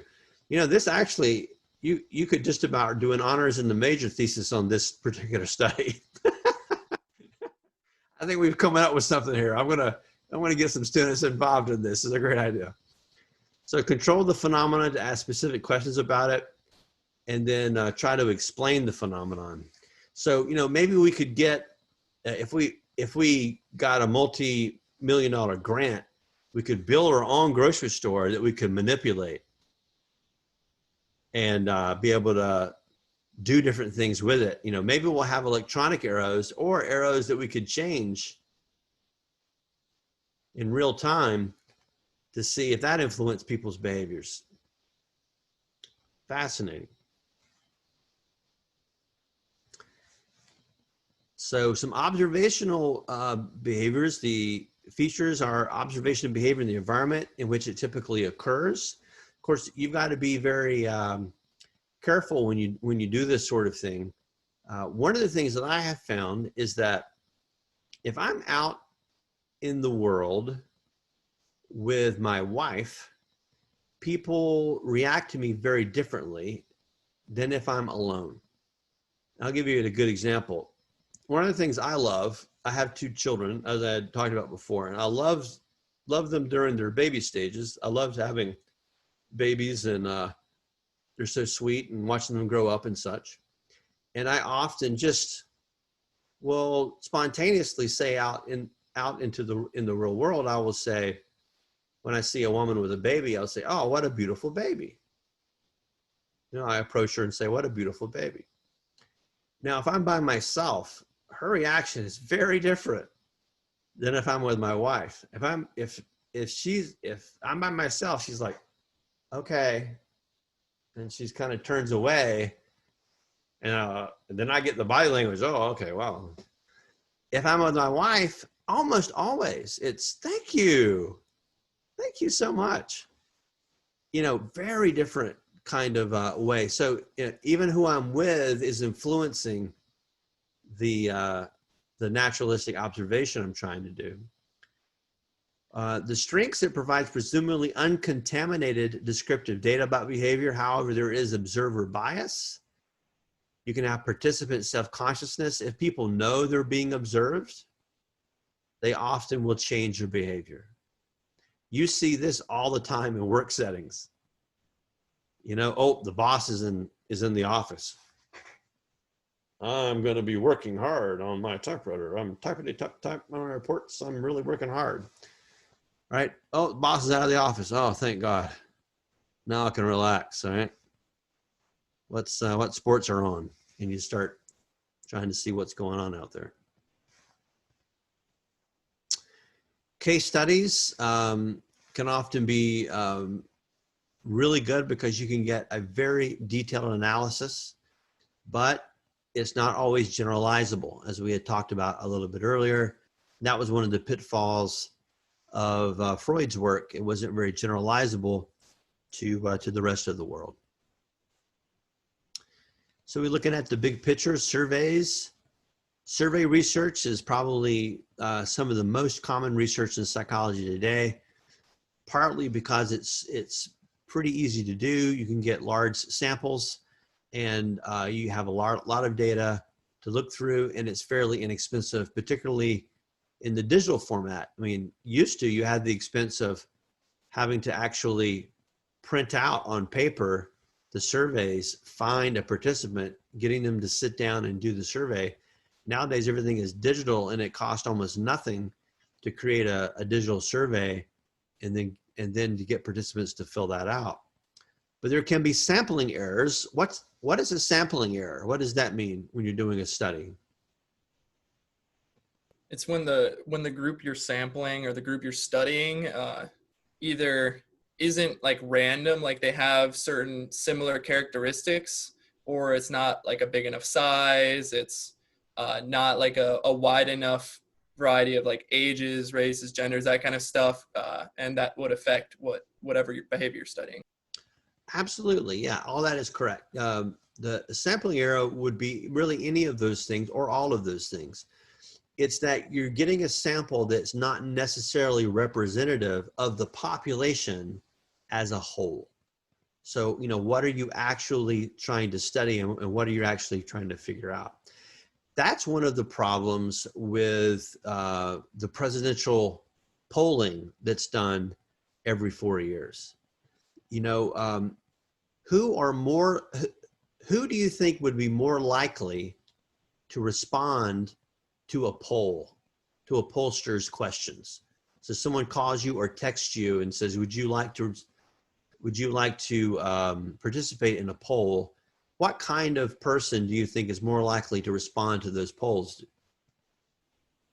Someone with a strong opinion and wants their opinion to be heard.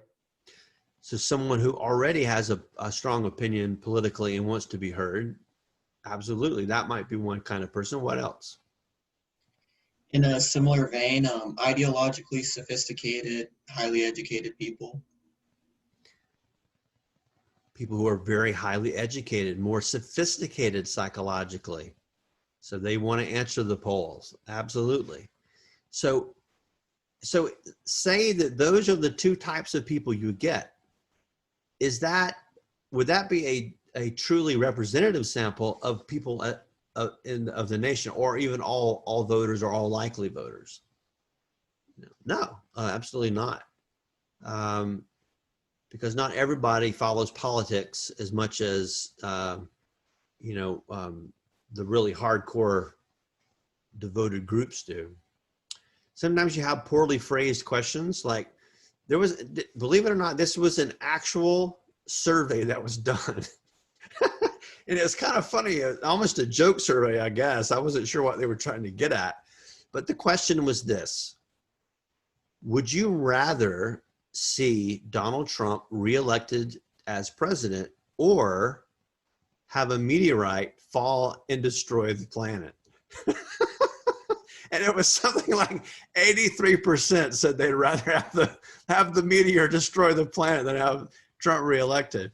And apologies to anyone who might be a Trump supporter or anything else. This is not a political thing, but I just thought that was a hilarious way of putting the question. I'm like, who is responding? People, talk about nihilists. They would rather have planetary annihilation than 4 more years of someone they don't like. I mean, that's really ridiculous. I mean, I've been through Richard Nixon was president when I was born. That's how old I am. And all the way to now to President Trump, there's never been a president I couldn't live under. I don't care how bad or crazy that I thought they were. So I certainly I'm not going to pick annihilation over that. Response biases. What would a response bias be? What would an example of that be? Does anybody have? Would it be a response bias if, say, like you have reviews for a product or service and people would be more likely to review it negatively than they would be positively? Man, isn't that true? Oh gosh. And there's been studies to actually show that's the case. And because as a psychologist and as a scientist, social scientist myself, I know that's the case. I always try to consciously go out of my way to write a positive review if I've gotten really good service or I've gotten a really good product, because often when people have a good or a positive experience with a product or a service, they're far less likely to write a review than they are if they're agitated, upset, or they've had a very poor experience. Yeah, absolutely. So yeah, you have the response bias in surveys from that perspective as well. So correlational studies, you often find these.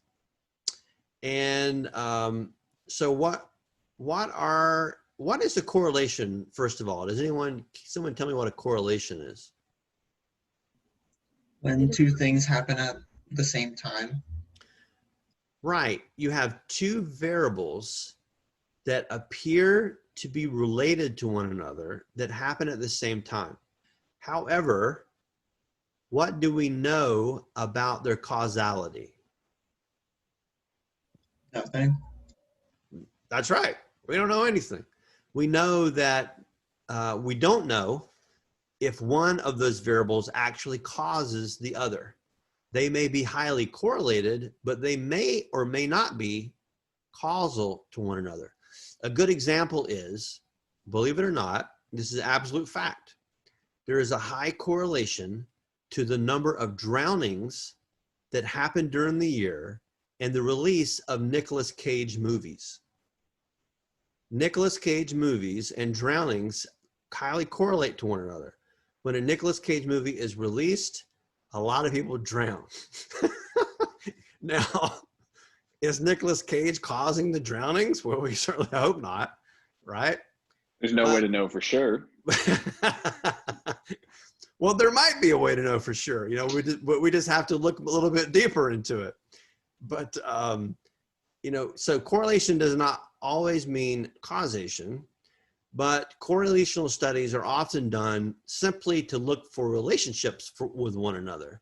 So we're trying to figure out what the relationship. So one example of a study that was done as a correlational study first, then was found out through further analysis to in fact be a causal relationship, was that there was a correlation between exposure to lead, L-E-A-D, the metal lead, in water, drinking water, or in food, and lower abilities or rates of testing on IQ scores. In fact, what they have found through later studies was that for every, and I mean tiny micrograms of lead that was consumed, because lead is taken into the body and mimics calcium, lead is stored in the bones and in your brain, it actually will lower your IQ scores by just micrograms of around 4 points. And now on an individual level, that doesn't seem like a whole lot, does it? 4 points doesn't seem like a whole lot. So if you look at the bell curve of intelligence, you have the mean in the middle is 100 points. So, you know, that's the average person, 100 points.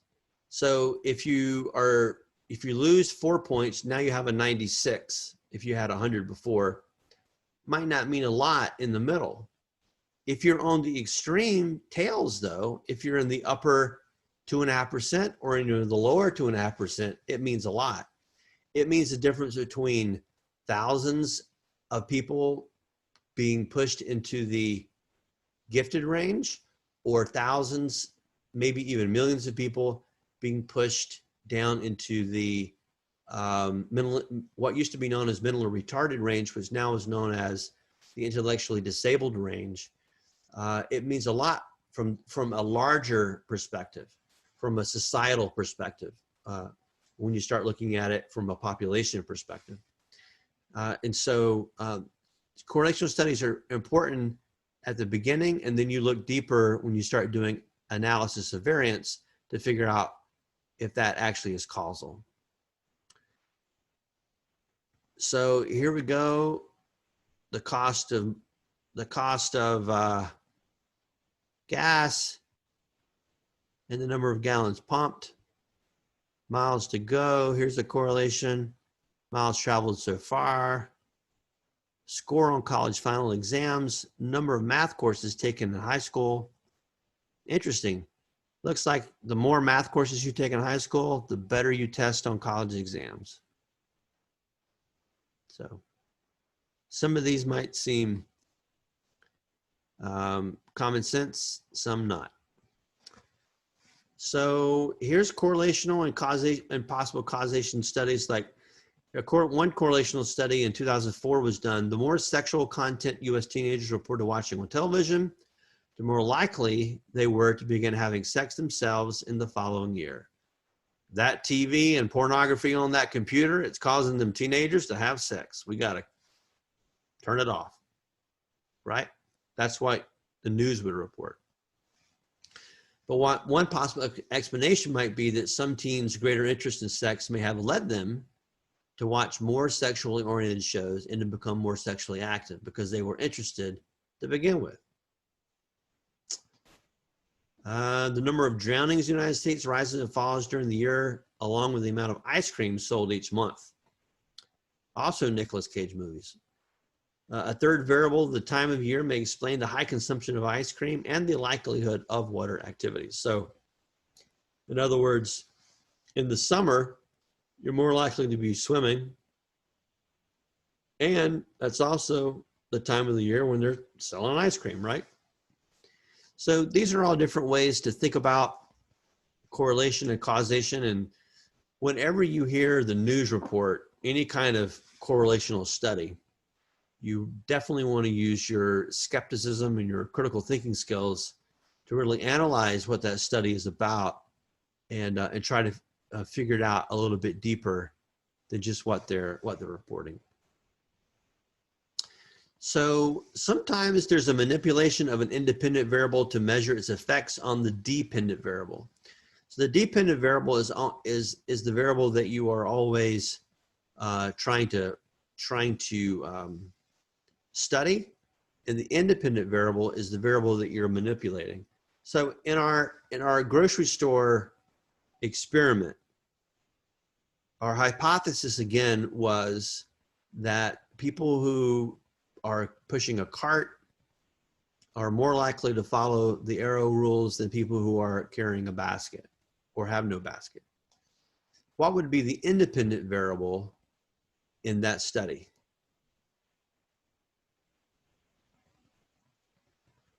Cart versus basket. Right, whether they have a cart or basket. What would be the dependent variable? Whether or not they follow the arrows. Right, the behavior regarding the arrows. Yeah, absolutely.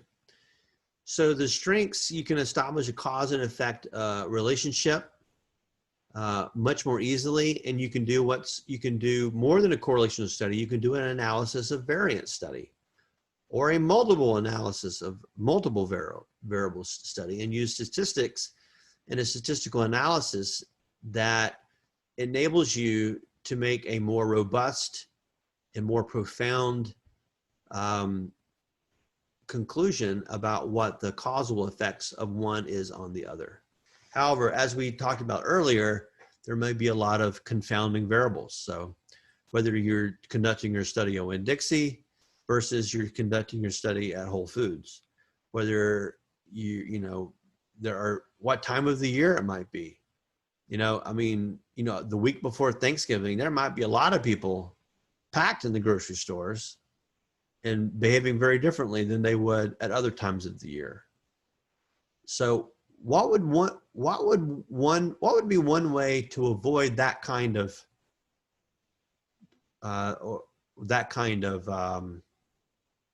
confounding variable, do you think, in our grocery store study?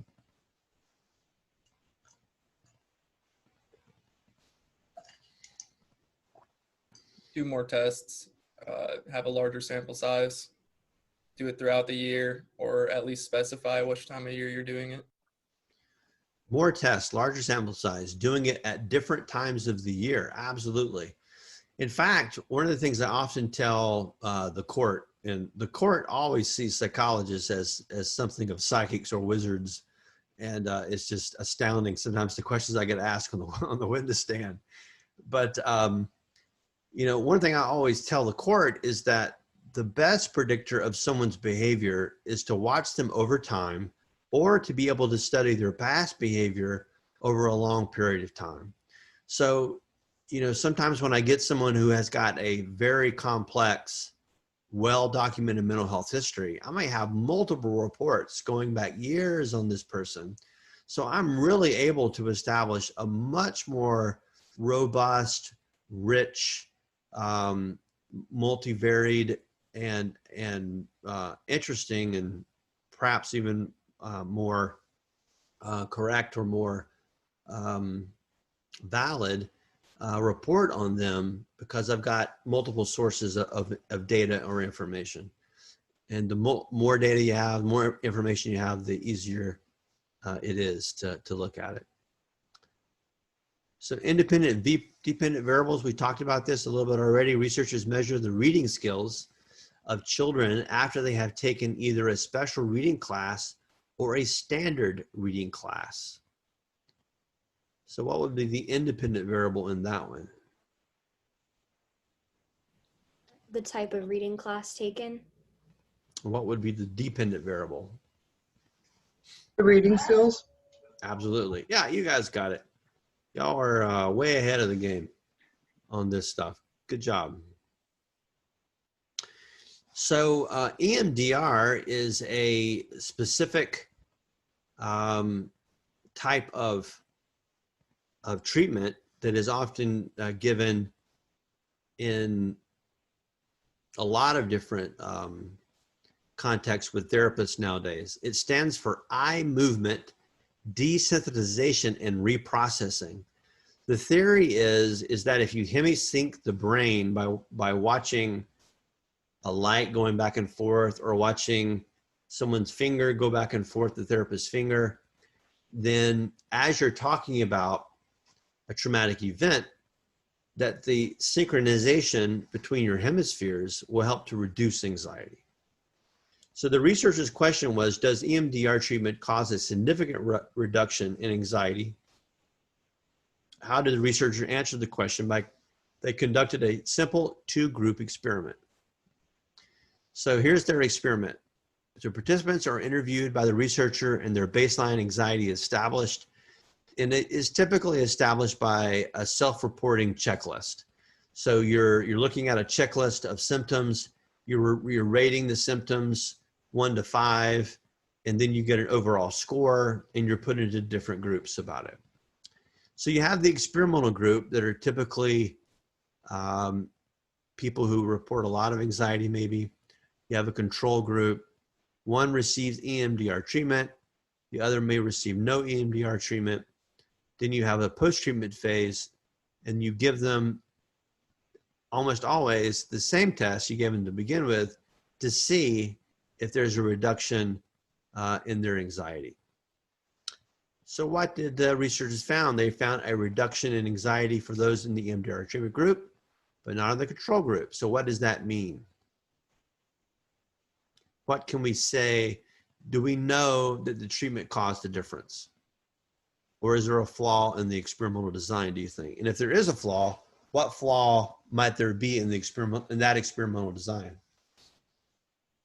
I'd say it could be likely the EMDR worked. However, like there could be flaws obviously it's self-reported and there can be a lot of flaws in that, whether or not there's a consequence to reporting whether or not you have anxiety, or if there's a benefit to reporting whether or not you have anxiety. Yeah, I think how they could alleviate that is by, say, giving both groups pills, giving the EMDR group the real ones, but then like give the other ones sugar pills and say they're the EMDR ones. So that bias can be taken out. Well, EMDR is a treatment. It's not a medication. Sorry. You could also just not tell them what the pills do or what the treatment does. Yeah, then give them like a fake version of EMDR or something just to take out that bias. So give them a version of EMDR that you say is EMDR or that they think might be a treatment, but really it's not a treatment. Read this book or just stare into this light or something along those lines. Yeah, eliminate placebo. Yeah, the blind, I think it's called like a blind test, blind control test, I don't know. Right, exactly. Yeah, if you have a blind test or a double blind test, a single blind test is a test where the participants do not know what treatment they're getting. A double blind test is neither the participants nor the researchers know what treatment they're getting.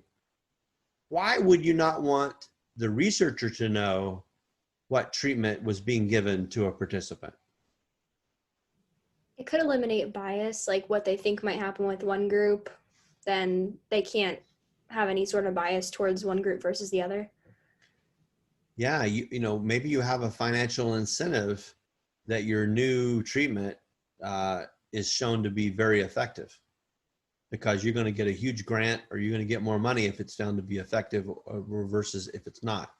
So you want to try to eliminate the researcher bias as much as you also want to eliminate the placebo effect, like Kyle was alluding to a little bit a while ago. Yeah, Catherine, you're right on the money. I love having your names up too. This really makes class so much easier.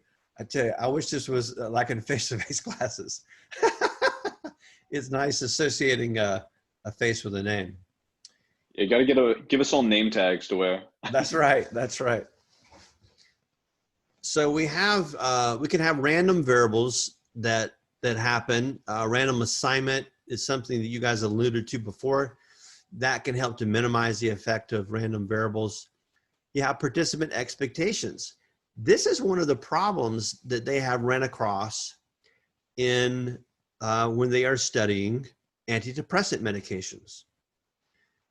Some of the antidepressant medications, when you look at the difference between the reported level of depression before and after the medication, and then before and after they've taken the placebo, the effect size is so small that you wonder if it's working at all. And it's that effect has gotten worse and worse and worse over the years.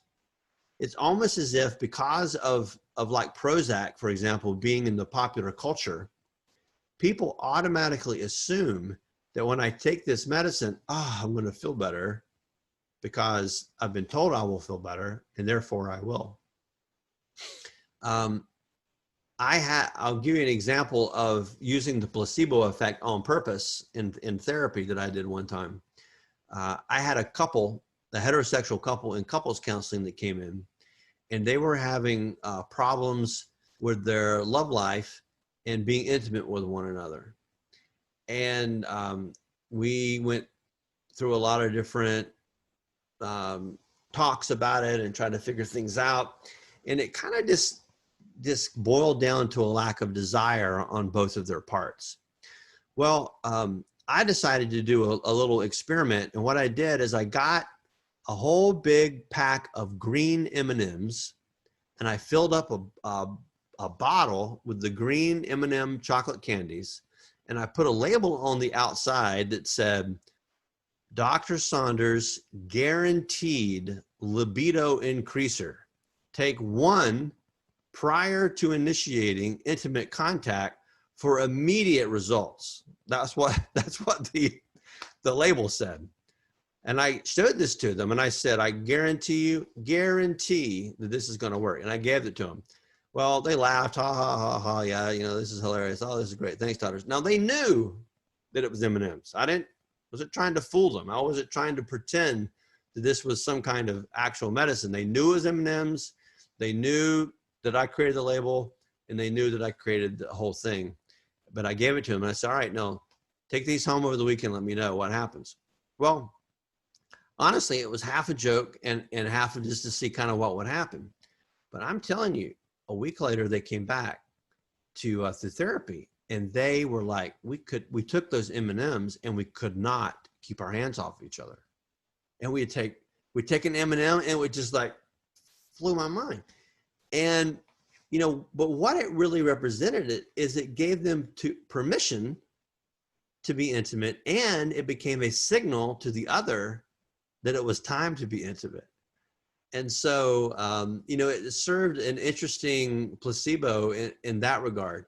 Now, what's even more interesting, though, is that after they had gone through all their M&Ms and had devoured them all, they brought the bottle back for a refill. Now, I said, you can just fill this up yourself. No, Dr. Saunders, you've got to fill it up for us. It's not going to work if we fill it up. You've got to fill up. So filled it up with the rest of the M&Ms and, gave it to them.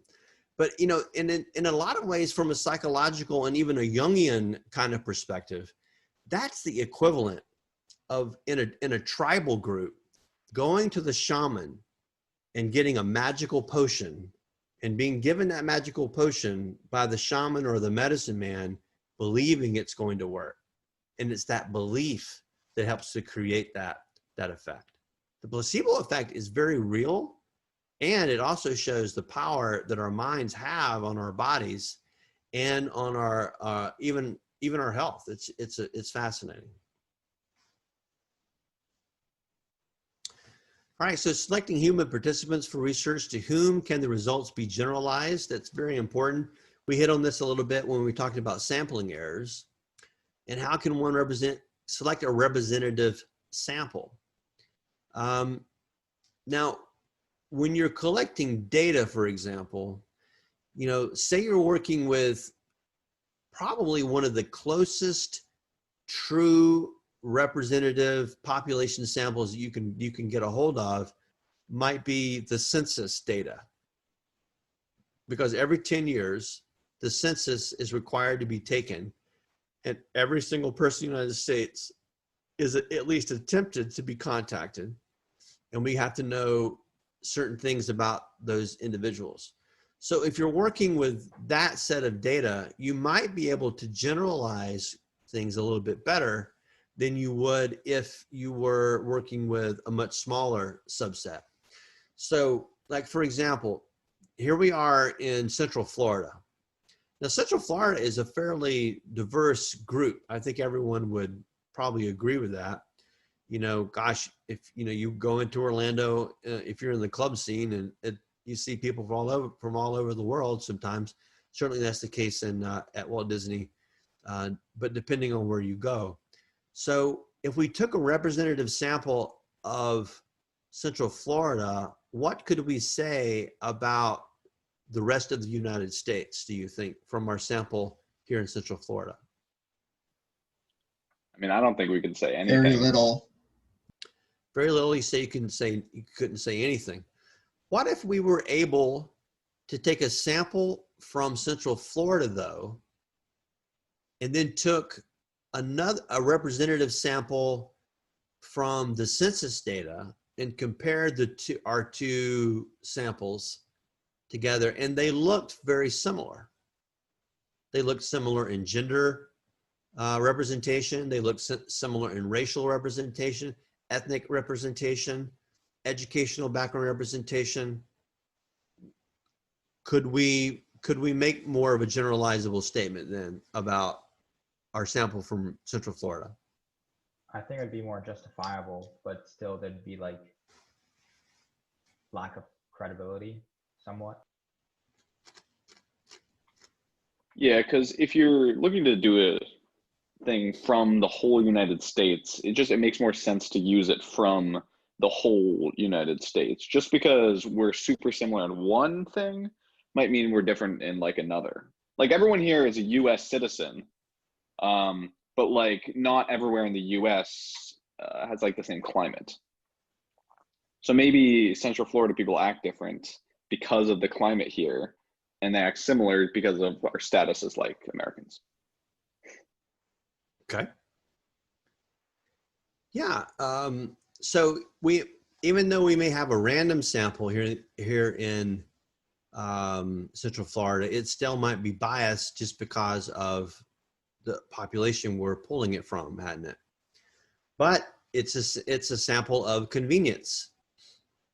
Often when students are doing research, it's convenient to give surveys out to their classmates or to their professors, who then give those surveys out to students in their courses. That's a sample of convenience. It's more convenient to do that because that's the population or the sample from which I can pull. And so, that might be one of the limitations that we may have in any given situation that is going on in our research. So is behavior influenced by our genes or by our environment? Believe it or not, more and more, we are finding that some of our behavior does have more of a genetic component than we ever once thought it did. However, there's also a whole field of study by geneticists called epigenetic influence. We know that just because you have a certain DNA profile may not necessarily mean that all of the genes in that particular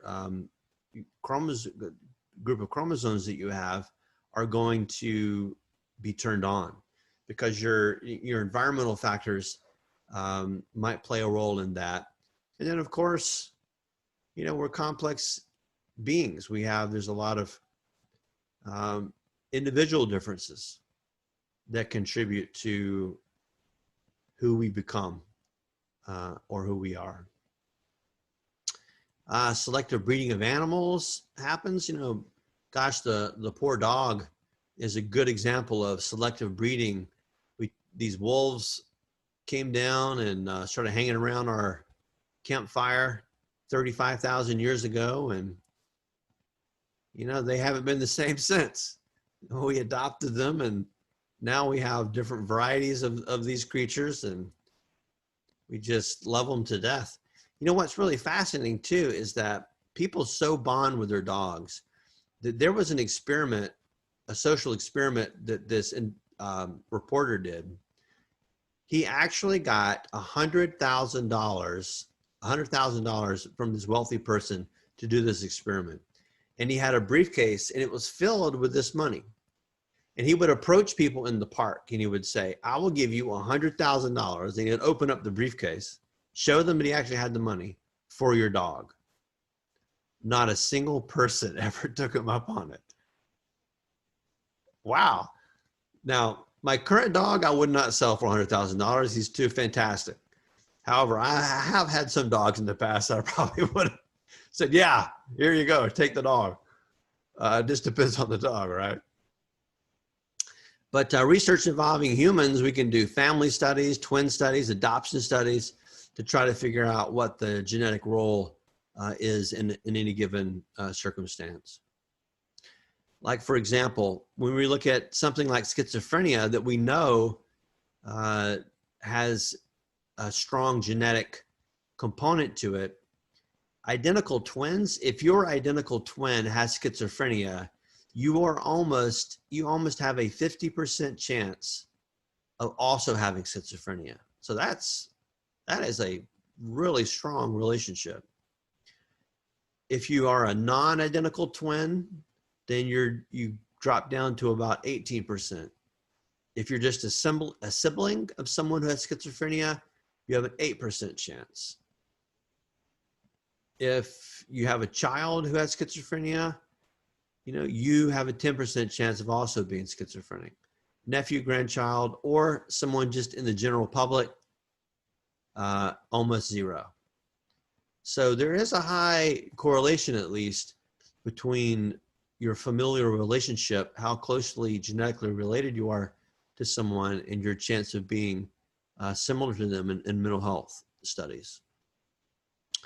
So what does it mean when we say research findings are significant?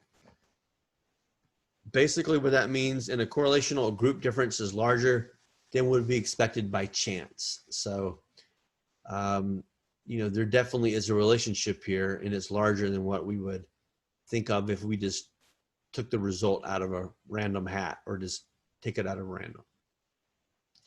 If we can replicate the studies and we get the same result, which often is not the case in psychology studies. In fact, that's been one of the big issues of contention of late, is that a lot of previous studies that were thought to have been very robust in their results were not able to be replicated. Could be a lot of different reasons for that.